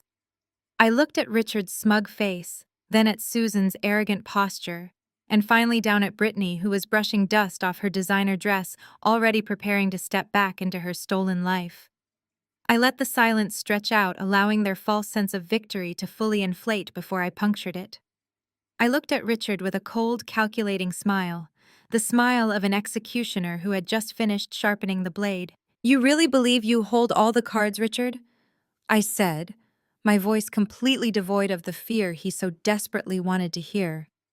"You think a hacked email server and a cheap blackmail play is the apex of corporate warfare?" I leaned forward, the leather of my chair creaking softly in the quiet room. "But you see, I did not just survive your house, I learned from it. I learned that you never step into a room with predators unless you have already locked all the exits. You brought a fabricated ghost story to an execution." I reached into the inner pocket of my tailored blazer. "I have one more card to play." I lowered my hand from my blazer, ignoring the drafted legal injunction, waiting securely in my inner pocket. A sterile, quiet legal battle executed behind the closed doors of a corporate boardroom was no longer a sufficient response to their audacity. They had not just threatened my livelihood, they had attempted to weaponize the integrity of my independent board members. They had brought their extortion into my sanctuary. A private destruction was too merciful for people who thrived entirely on public perception. I reached down and pulled open the concealed heavy mahogany drawer built into the underside of my side of the conference table. My fingers brushed past high-grade stationery and sleek digital storage drives until I found exactly what I was looking for. I withdrew a thick, oversized envelope. The pristine ivory cardstock was rigidly expensive, heavy enough to double as a weapon, and sealed with a ludicrously elaborate wax stamp. Across the front, rendered in immaculate raised gold foil calligraphy, were the details of their crowning social achievement. It was the official invitation to Richard and Susan's highly publicized Sapphire Anniversary Gala. They had spent the better part of a year orchestrating this event. It was scheduled to be held at the most exclusive country club in their zip code, a venue completely subsidized by the millions of dollars Brittany had systematically embezzled from Andre's tech firm. They had invited everyone of consequence in their social stratosphere. Local politicians, real estate tycoons, and fellow country club elites were all scheduled to attend and pay homage to my parents' fabricated legacy of enduring love and boundless financial success. I held the heavy envelope up, letting the gold foil catch the stark overhead lighting of the executive boardroom. Susan's eyes darted toward the ivory cardstock, her brow furrowing in momentary confusion. Richard stared at it, the smug, victorious grin on his face faltering for a fraction of a second as he tried to calculate the trajectory of my play. I flicked my wrist and tossed the invitation down the length of the obsidian table. The heavy envelope glided across the smooth black glass with a soft, whisper-quiet hiss. It slid past Richard's fabricated USB drive and came to a dead stop mere inches from his folded hands. The wax seal gleamed under the recessed lighting, a physical manifestation of their desperate, rotting vanity lying right next to the instrument of their attempted blackmail. I am not going to negotiate the terms of a hostile corporate takeover while my sister weeps into my carpet. I stated, my voice echoing with a cold, absolute finality. And I will certainly not be blackmailed in my own office. I leaned forward, planting my forearms on the table, locking my gaze entirely onto Richard. You have laid out your terms very clearly, Richard. You want me to liquidate $7 million of my own personal capital to cover your daughter's criminal embezzlement. You want me to force a billionaire to remain in a fraudulent marriage against his will.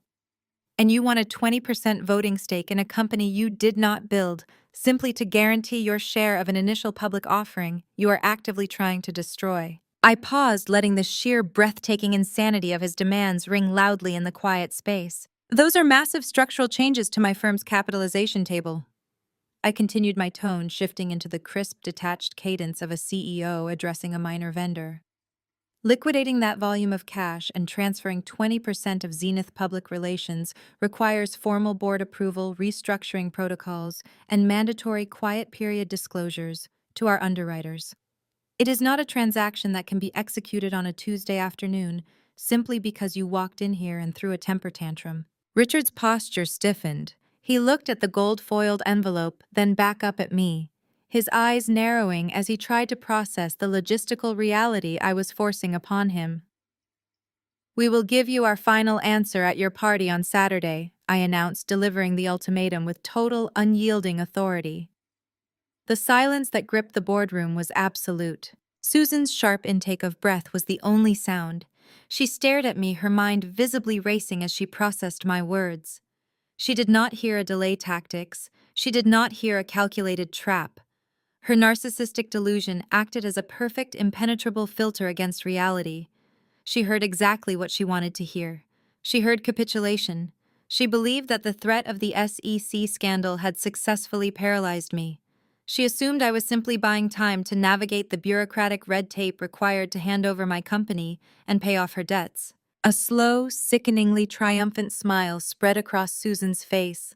She reached out and placed a manicured hand over Richard's arm, giving it a firm, victorious squeeze. That is a very sensible timeline, Caroline. Susan purred, her voice instantly, recovering its thick layer of maternal condescension. She stood up from her leather chair, smoothing the front of her stolen designer skirt with absolute arrogance. It is good to see that you still possess some basic business acumen beneath all that stubborn independence. Richard visibly relaxed. The tension drained from his shoulders as he absorbed his wife's confidence. He picked up his manufactured USB drive, slipping it safely back into the breast pocket of his suit. He left the gold-foiled invitation lying on the table, a discarded prop in a scene he believed he had just dominated. We expect you to arrive promptly at 7 o'clock. Caroline, Richard dictated, buttoning his suit jacket with the pompous authority of a conquering king. Do not attempt to stall. If the equity transfer documents are not in my hands before the first course is served, that drive goes directly to the federal regulators on Monday morning. And bring your checkbook. We have a lot of family healing to finance. They did not wait for my response. Susan stepped around the heavy chairs and reached down, grabbing Brittany by the upper arm with a painful, bruising grip. She hauled her weeping daughter up from the carpet without an ounce of genuine comfort. Brittany stumbled to her feet, her face streaked with ruined makeup, her breathing ragged and shallow. She looked frantically toward the frosted glass partition, her eyes searching desperately for Andre, silently begging for a reprieve that was never going to come. Susan jerked her arm hard, breaking her focus and pulling her roughly toward the heavy double doors. We will see you on Saturday, Caroline. Susan threw over her shoulder, not bothering to look back. Try to wear something appropriate. It is a very exclusive crowd. The heavy mahogany doors swung open and shut with a muted, heavy thud.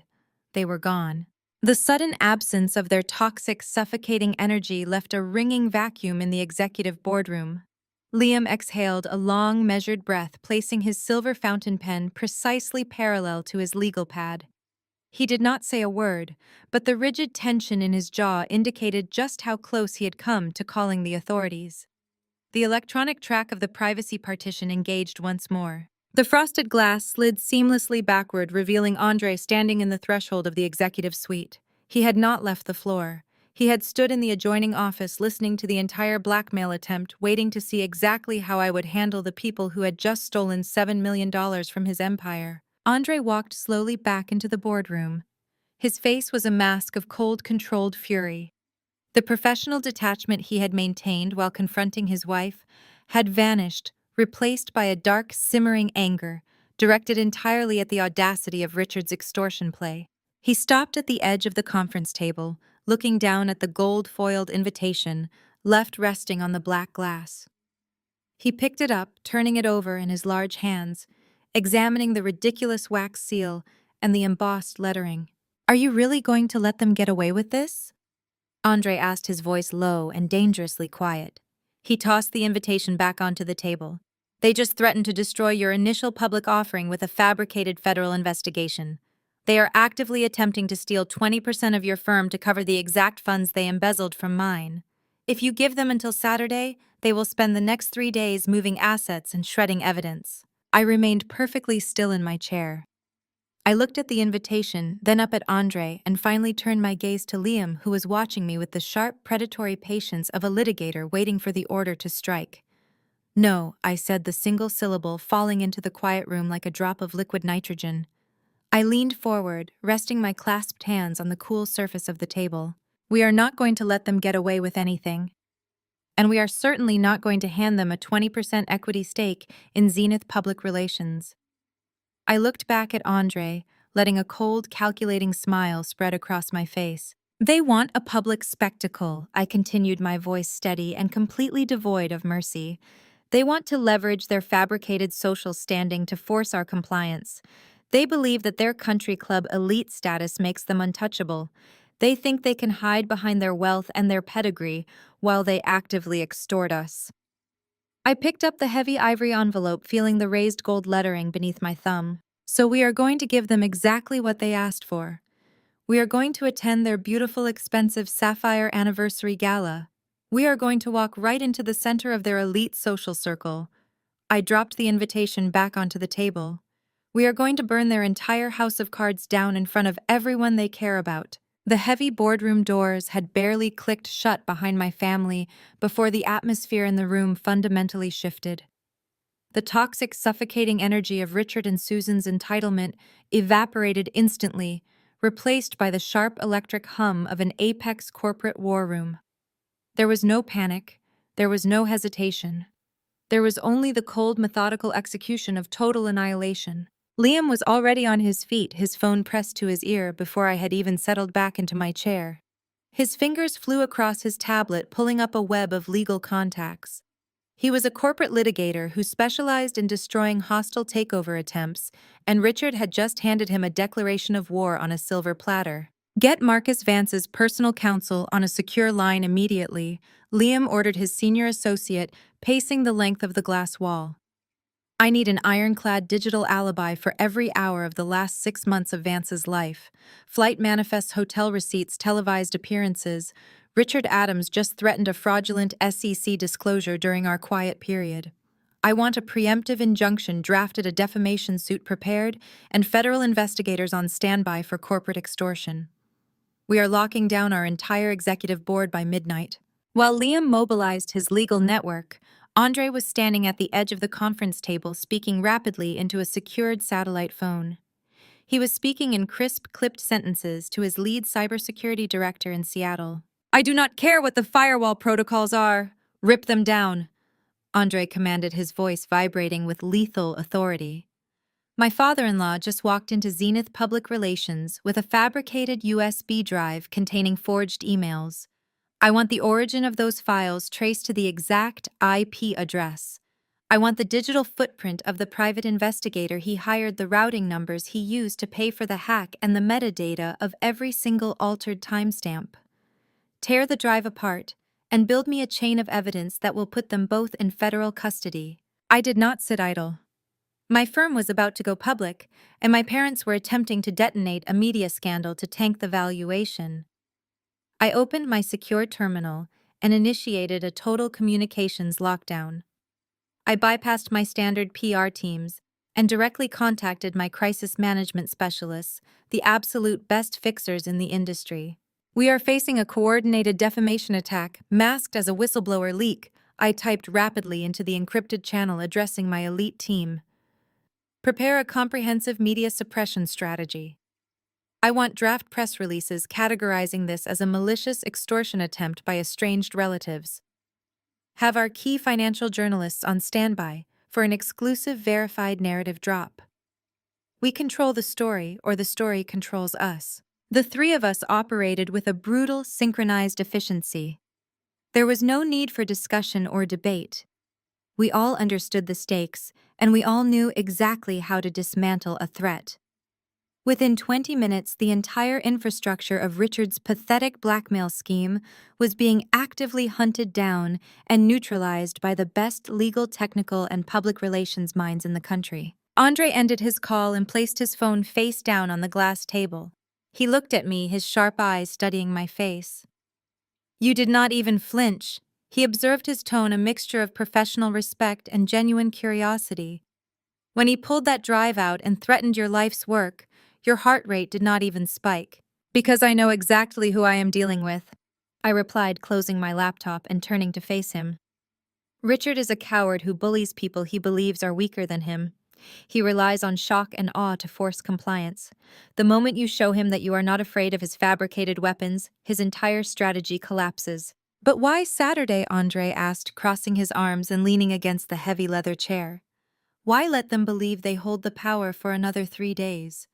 Why wait for their anniversary gala to deliver the final blow? We could crush them by tomorrow morning." I looked down at the gold-foiled invitation still resting on the polished black glass. The elaborate wax seal mocked me, a physical embodiment of their desperate obsession with social prestige. "Because destroying them in private is exactly what they expect," I explained, my voice dropping to a cold, razor-sharp timbre. "They expect us to fight a quiet, discreet corporate battle behind closed doors to protect our reputations. They rely on the assumption that we will hide their dirty secrets to avoid public embarrassment. But their entire existence, their entire sense of superiority, is completely anchored to their social standing. If we simply bankrupt them in a courtroom, they will spin the narrative. They will play the victims to their country club friends." I picked up the invitation, tapping the thick cardstock against the table. "We are going to take the one thing they value more than money," I stated. "We are going to take their audience. We are going to expose them as frauds, thieves, and grifters in the exact room where they intend to celebrate their fake royalty." Liam paused his pacing, watching me intently. "It is poetic justice." I continued, my gaze drifting past the glass walls to the sweeping Chicago skyline. 14 years ago, on my 19th birthday, I was working a double shift at a miserable diner just to afford my college textbooks. I had managed to save up enough to buy a cheap, unreliable used car. That night, it broke down on the side of a highway in the middle of a freezing torrential downpour. I had no money for a tow truck. My phone was dying. I was terrified and completely stranded. Andre's jaw tightened, recognizing the grim direction of the story. I called my parents. I said, the memory of that freezing rain still sharp in my mind. I begged them to come get me. They told me they were on their way. I waited on the side of that highway for 2 hours, freezing and soaked to the bone. And then I saw their car, a brand new silver Mercedes-Benz. It slowed down as it approached my broken vehicle. I looked directly at Andre, holding his gaze. They did not stop to help me. They pulled up alongside me. Susan rolled down the passenger window. She was wearing a diamond necklace and a custom evening gown. Richard was in a tuxedo. They were on their way to a charity dinner at their exclusive country club. Susan looked at me, shivering in the rain, and she laughed. She told me that dealing with my constant failures was exhausting, and that I needed to learn how to figure things out for myself. Then she rolled the window up and Richard accelerated, splashing freezing highway runoff over my boots as they drove away to drink champagne with their wealthy friends. The absolute silence in the boardroom was deafening. Liam lowered his tablet, his eyes dark with outrage. They left me on the side of a highway to go to a party. I stated, my voice devoid of emotion, a cold statement of absolute fact. That was the night I realized I was completely alone in the world. That was the night I realized that family was just a biological accident and that survival was entirely up to me. I tossed the gold-foiled invitation back onto the table. They are hosting this Sapphire Anniversary Gala at that exact same country club, I said, a dangerous, brilliant smile curving my lips. They want to celebrate their magnificent life. I am going to make sure it is the most memorable party of their entire miserable existence. Liam stepped forward, placing his tablet on the table. The screen was illuminated with a dense, complex web of financial routing numbers and property deeds. If we are going for total annihilation, Caroline, Liam announced, his voice snapping us back to the present reality, I have the final piece of the puzzle. He tapped the screen, bringing up a highly classified financial dossier. Andre's cybersecurity team just ripped apart Richard's USB drive. Liam reported, his tone crisp and professional. You were right. It is complete amateur hour. The private investigator Richard hired routed the fabricated emails through a server farm in Eastern Europe, but he left massive digital fingerprints in the metadata. Furthermore, we just confirmed Marcus Vance's alibi. During the exact timestamps of those supposedly incriminating emails, Marcus was delivering a keynote address at a televised financial summit in London. The SEC threat is completely dead on arrival. We can have Richard arrested for extortion the second he breathes a word of this to a regulator. That neutralizes the legal threat, Andre noted, leaning over the table to inspect the data. But what about the social threat? What about the gala? Liam smiled. It was the terrifying, predatory smile of a lawyer who had just found the fatal flaw in the enemy's armor. I just pulled the actual property records and financial disclosures for your parents, Liam explained, swiping to a new screen filled with red text. Richard and Susan have been boasting about this country club estate for years. They use it as their primary collateral for their social standing. But the reality is completely different. Liam pointed to a specific line of financial data. The estate is heavily mortgaged, Liam revealed. They have 3 separate lines of credit taken out against the property, all completely maxed out to fund their lifestyle before Brittany started funneling them your embezzled corporate funds. They are drowning in debt. They essentially own nothing but the front door. I stared at the numbers, the reality of their massive systemic grift laid bare. They are throwing a 6-figure gala on a property they do not even own. Exactly, Liam confirmed. But it gets better. The regional bank holding the primary deed to their estate has been in severe financial distress for the past year. Last week, to avoid complete insolvency, that bank quietly liquidated a massive portfolio of its high-risk luxury mortgages. They sold the debt at a steep discount to an anonymous private equity firm. Liam looked up, his dark eyes locking onto Andre's. I traced the shell corporations used by that private equity firm, Liam said, his voice dropping into a register of profound, lethal satisfaction. Andre slowly straightened up, a slow, dark, and utterly devastating smirk spreading across his face. He looked at me, the billionaire tech titan, revealing the absolute depth of his own ruthless competence. When I discovered Brittany was embezzling money to fund your parents' country club lifestyle 4 days ago, Andre explained, his voice smooth and incredibly dangerous. I did not just call my forensic accountants, I called my asset management division. I instructed them to acquire every single piece of debt attached to Richard and Susan Adams. He picked up the gold-foiled invitation, holding it lightly between his fingers. That anonymous private equity firm belongs to my holding company, Andre revealed, the final fatal trap snapping shut with absolute certainty. Richard and Susan are threatening to destroy your company, but they do not realize they are standing on my property. I looked at Liam, then at Andre. The sheer magnitude of the weapon we now held was breathtaking. They do not just owe you $7 million. I realized the full scope of our advantage becoming clear. You own the bank that holds the deed to their house. You own the ground they are throwing their party on." Andre's dark eyes gleamed with absolute, unyielding authority. "Yes," Andre confirmed. "And on Saturday night, in front of every single elite friend they have ever lied to, we are going to foreclose on their entire life." We spent the next 48 hours executing a flawless, synchronized corporate strike. Liam leveraged every connection in his vast legal arsenal, bulldozing through bureaucratic red tape to officially absorb the country club's debt into Zenith's newly minted private equity branch, heavily backed by Andre's holding company. As I signed the final authorization papers on Friday evening, sealing our absolute control over my parents' entire existence, Andre watched me from across the boardroom table. He noted the cold, mechanical precision with which I authorized the destruction of my own family. "You asked me earlier why we had to do this at their party," I said, capping my pen and sliding the heavy dossier back to Liam. "Let me tell you exactly why this specific country club matters so much." I looked at Andre, the memory hardening my features into stone. 14 years ago, on my 19th birthday, I was working a double shift at a miserable downtown diner just to afford my college textbooks.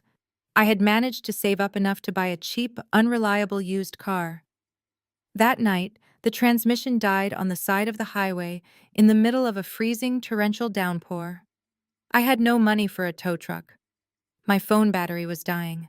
I was terrified, freezing, and completely stranded. I leaned back in my chair, holding Andre's unyielding gaze. I called my parents. I begged them to come get me. They told me they were on their way. I waited on the shoulder of that highway for 2 hours, soaked to the bone and shivering so hard my teeth cracked. And then I saw their car, a brand new silver Mercedes-Benz. It slowed down as it approached my broken vehicle. They did not stop to help me. They pulled up alongside me. Susan rolled down the passenger window. She was wearing a custom evening gown and a diamond necklace. Richard was in a tailored tuxedo. They were on their way to a charity dinner at this exact country club. Liam stopped sorting the paperwork, his expression darkening as he listened. Susan looked at me, shivering in the freezing rain, and she laughed. I stated my voice devoid of any human warmth. She told me that dealing with my constant failures was exhausting, and that I needed to learn how to figure things out for myself. Then she rolled the window up. Richard accelerated, splashing freezing highway runoff over my boots as they drove away to drink champagne with their wealthy friends. They left their teenage daughter stranded on a dangerous highway so they would not be late for a party. That was the night I realized family was just a biological accident. I stood up from the table, smoothing the lapels of my blazer. "They value their social audience more than they value human life," I concluded, "so we are going to use their audience to bury them." Saturday night arrived with a suffocating display of unearned opulence. The country club was dripping with excess, a grotesque monument to a lifestyle funded entirely by stolen capital. Valets in crisp uniforms rushed to open the doors of luxury vehicles. Inside the Grand Ballroom, towering ice sculptures glistened under the warm light of crystal chandeliers. Thousands of imported white orchids cascaded from the centerpieces. The room was packed with local politicians, high society elites, and wealthy real estate investors, all holding crystal flutes of premium champagne. Richard and Susan were in their element, glowing under the spotlight of their fabricated success. They moved through the crowd with practiced aristocratic grace, accepting congratulations for their sapphire anniversary and soaking up the adoration of the elite circle they had defrauded. Brittany stood nearby, wearing a forced, fragile smile, desperately pretending her world had not effectively ended 4 days prior. At exactly 8 o'clock, the live orchestra faded into silence. Richard stepped up onto the grand elevated stage at the front of the ballroom. He tapped the microphone, the sharp feedback silencing the murmuring crowd. Susan glided up the steps to stand proudly by his side, beaming out at the 300 guests. Richard believed he had me perfectly trapped. He believed that by forcing my hand in front of the city's most powerful investors, I would be paralyzed by the social pressure. He thought I would quietly submit to his extortion to avoid a public scandal. "Thank you all for joining us tonight," Richard began, his voice booming with arrogant, charismatic authority. Susan and I have spent decades building a legacy of love, family, and unwavering prosperity. But tonight is not just about celebrating our past. It is about securing our family's magnificent future. He paused dramatically, smiling down at the attentive crowd. Tonight we are thrilled to announce a permanent merger between our real estate holdings and our daughter Caroline's incredible PR firm. The crowd erupted into enthusiastic applause. Investors nodded in approval. Politicians raised their glasses. Richard's smile widened into a victorious, predatory grin. He had delivered the ultimatum. He was waiting for me to bow my head and accept my defeat. The heavy oak double doors at the back of the ballroom suddenly swung open with a resounding, violent crash. The applause faltered. Hundreds of heads turned toward the entrance. I stepped into the ballroom. Liam flanked my right side holding a sleek leather briefcase. Andre flanked my left, his massive tailored silhouette radiating an imposing billionaire authority that instantly commanded the room. We did not stop at the reception table. We did not greet the hosts. We walked down the center aisle with the synchronized, lethal precision of a corporate execution squad. The crowd parted before us like the Red Sea. The whispers rippled through the high society guests as they recognized Andre the tech titan whose company had supposedly funded this entire evening. I did not take my assigned seat. I did not stop at the edge of the dance floor. I walked straight up the carpeted steps and onto the grand stage. Richard's victorious smile froze on his face. The color rapidly drained from his cheeks as I marched directly up to him. Before he could utter a single word of protest, I reached out and ripped the microphone from his hand. I turned my back on my parents and looked out at the sea of 300 elite guests. "There is no merger," I announced, my voice echoing through the dead silent room with the piercing clarity of a gunshot. A collective gasp swept through the ballroom. Glasses were lowered. The political and financial elite of the city stared up at the stage in absolute shock. "There is no merger," I repeated, ensuring every single syllable hit the back wall of the grand room, because you cannot merge with a bankrupt entity. Richard stumbled backward as if I had physically struck him. Susan's jaw dropped in sheer, unadulterated horror. "My parents do not own a real estate empire." I continued, my voice calm, analytical, and utterly devastating. "They do not even own the house they live in. They are drowning in multiple defaulted lines of credit. And as of yesterday morning, my firm's private equity branch officially purchased the foreclosed deed to this entire estate. They are not your wealthy peers. They are destitute, desperate frauds throwing a party with stolen money on a property I now own." The ballroom descended into absolute chaos. Investors began whispering frantically to their spouses. Politicians took immediate, calculated steps backward, physically distancing themselves from the radioactive scandal detonating on the stage. Susan lost her mind. The carefully constructed facade of the elegant, aristocratic matriarch completely evaporated, revealing the feral, desperate narcissist beneath. "She is a liar!" Susan shrieked, her voice cracking with hysterical panic. She lunged forward, her manicured hands clawing desperately for the microphone, trying to silence the truth. "She is a jealous, pathetic failure trying to ruin our night." She never reached me. Andre stepped forward, his massive frame easily intercepting her path. He did not touch her. He simply sidestepped her frantic, grasping hands with the smooth, practiced motion of a man completely unbothered by a tantrum. He walked past the screaming matriarch and moved directly to the edge of the stage, towering over Brittany, who was attempting to shrink into the shadows of the floral arrangements. Andre reached into his tailored jacket and withdrew a thick, heavy stack of legally bound papers. He held them out, forcing Brittany to take them in front of the entire horrified audience. "Divorce papers," Andre stated, his deep voice carrying easily over Susan's hysterical screaming. "And a civil suit for the $5 million you embezzled from my company to fund this pathetic illusion." Brittany's knees buckled. She collapsed onto the polished wood of the stage, the heavy legal documents scattering around her as she buried her face in her hands and began to wail. Richard snapped. His entire empire, his entire identity had just been incinerated in less than 60 seconds. The reality of federal prison, total bankruptcy, and absolute social ruin shattered whatever remained of his sanity. He lunged at me. He grabbed my left arm, his fingers digging brutally into my fabric, his grip tight enough to bruise. "You are destroying this family." Richard hissed, his face inches from mine, his eyes wild and bloodshot with toxic, hateful desperation. I looked down at his trembling hand clutching my arm. I felt absolutely nothing. No fear, no regret, no lingering attachment to the man who had authorized my abandonment. I looked back up into his furious, terrified eyes. I smiled. I ripped my arm out of his grasp with a violent, disgusted jerk, shoving him backward. I turned away from my ruined family and looked straight to the back of the Grand Ballroom, locking eyes with the technician I had heavily compensated in the AV booth. I raised my right hand into the air and gave the signal. I dropped my hand. My signal received loud and clear by the technician I had heavily compensated earlier that afternoon. The massive projector screens flanking the grand stage, which were supposed to display a touching, carefully curated retrospective of Richard and Susan's 40-year marriage, suddenly flashed a blinding white.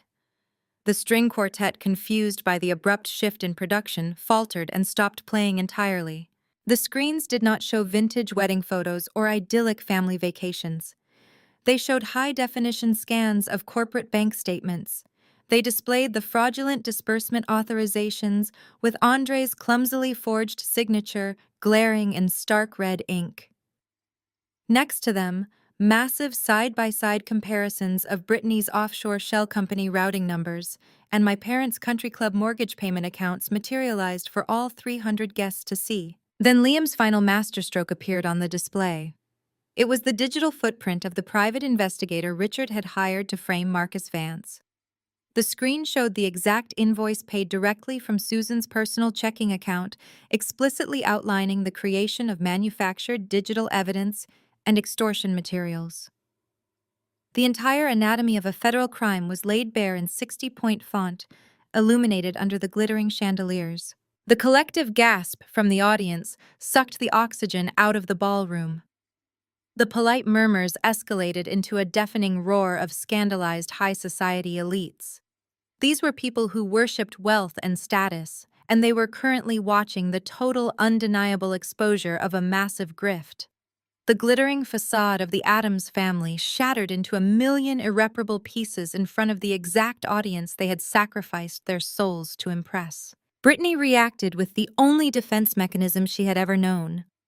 She dropped to the polished wooden stage, her sapphire designer gown pooling around her knees, and began to sob hysterically. She wailed that she had been manipulated, that she did not understand what she was doing, frantically trying to project the image of a helpless victim. But the crowd was not looking at her with sympathy.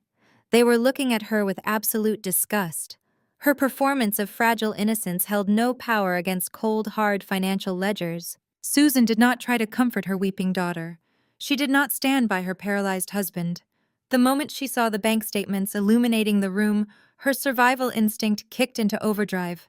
She turned her back on her family, gathered the heavy silk hem of her custom gown, and began sprinting toward the side exit, desperate to slip into the shadows and escape the profound humiliation burning through the room. She did not make it far. The piercing wail of police sirens suddenly shattered the night air, echoing loudly across the manicured lawns of the country club estate. The flashing red and blue lights began to illuminate the frosted windows of the Grand Ballroom, casting an eerie strobe-like glow over the panicked guests. At that exact moment, the two VIP tables positioned directly in front of the stage, the prestigious seats Richard had proudly reserved for his most crucial investors, stood up in perfect unison. They were not real estate tycoons or hedge fund managers. They were federal auditors, Securities and Exchange Commission investigators, and plainclothes law enforcement officers. Liam and Andre had personally curated the guest list, ensuring that Richard's audience included the very people required to dismantle his life. The officers moved with swift, terrifying efficiency. They ascended the stage stairs, bypassing me entirely, and surrounded Richard. His arrogant bluster completely vanished, replaced by the pathetic, trembling reality of a broken man facing the consequences of his own hubris. The sharp metallic click of handcuffs snapping around his wrists echoed through the microphone he had dropped onto the floor. Two other agents pulled a weeping Brittany to her feet, restraining her hands behind her back as they began reciting her Miranda rights for federal wire fraud and corporate embezzlement. Susan made it to the heavy oak doors just as a pair of uniformed officers stepped into her path, firmly blocking her exit. She froze, her hands trembling uncontrollably as she looked back at the stage. Her husband was in handcuffs. Her golden child was being led away by federal agents. Her stolen wealth, her fake prestige, and her entire social identity had been vaporized in a matter of minutes. The ballroom was an absolute pandemonium, but on the stage a pocket of stillness surrounded us. The federal agents escorted Richard and Brittany down the steps, parading them through the parted sea of their former friends and admirers. The ultimate social execution. Susan slowly walked back toward the front of the room, tears streaming down her pale, terrified face. The aristocratic arrogance was completely gone, leaving only a hollow, desperate shell. She stopped at the base of the stage, looking up at me as if I were a stranger she could not comprehend. Her eyes searched my face for any trace of the desperate daughter who used to crave her approval. She found nothing but cold, radiant stone. "How could you do this to your own mother?" Susan asked, her voice shaking with genuine, pathetic disbelief. I looked down at her, feeling no anger, no sorrow, and absolutely no regret. The toxic grip she had held over my life was finally broken, and the air in my lungs had never felt so clear. "I just planned better," I replied with cold, satisfying finality. "Exactly like you told me to 12 years ago." I turned my back on her and walked off the stage, leaving her standing entirely alone in the center of her ruined gala, stripped of her wealth, her status, and the golden child she had weaponized against me. The crisp evening air of Chicago felt incredibly refreshing. I sat at a private table in a beautiful, secluded dining room overlooking the Chicago River. The warm glow of candlelight reflected off the polished mahogany, illuminating a space filled with the genuine laughter of people who actually cared about each other. It was my 33rd birthday. Liam sat across from me, smiling as he poured a vintage red wine into our glasses. The brutal, breakneck pace of the corporate war room was a distant memory, replaced by the relaxed, confident demeanor of a man who had flawlessly executed a masterstroke. Andre sat to my left, raising his glass in a toast. His technology firm was thriving.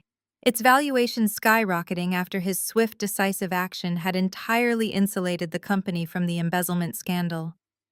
He remained a close, respected friend, a walking testament to the undeniable truth that the family you choose will always be stronger than the one you are simply born into. The toxic ecosystem of my childhood had been completely and permanently dismantled. Brittany was currently serving a lengthy sentence in a federal correctional facility, her tears proving utterly ineffective against federal sentencing guidelines. Richard and Susan were entirely bankrupt. The country club estate had been liquidated by Andre's holding company to pay restitution for the stolen millions. Stripped of their stolen funds and exposed as frauds, they had been permanently exiled from the high society. They had sacrificed their own daughter to impress, forced to live out their days in bitter, impoverished obscurity. Zenith Public Relations had launched its initial public offering seamlessly. The firm was expanding globally, its reputation galvanized by the sheer unyielding competence we had demonstrated under fire. Marcus Vance remained my most loyal board member, his trust completely cemented by Liam's aggressive protection of his digital integrity. I raised my glass, meeting the warm, supportive gazes of the two men who had stood by my side when the fire was hottest. There were no more fabricated crises. There were no more emotional hostage situations.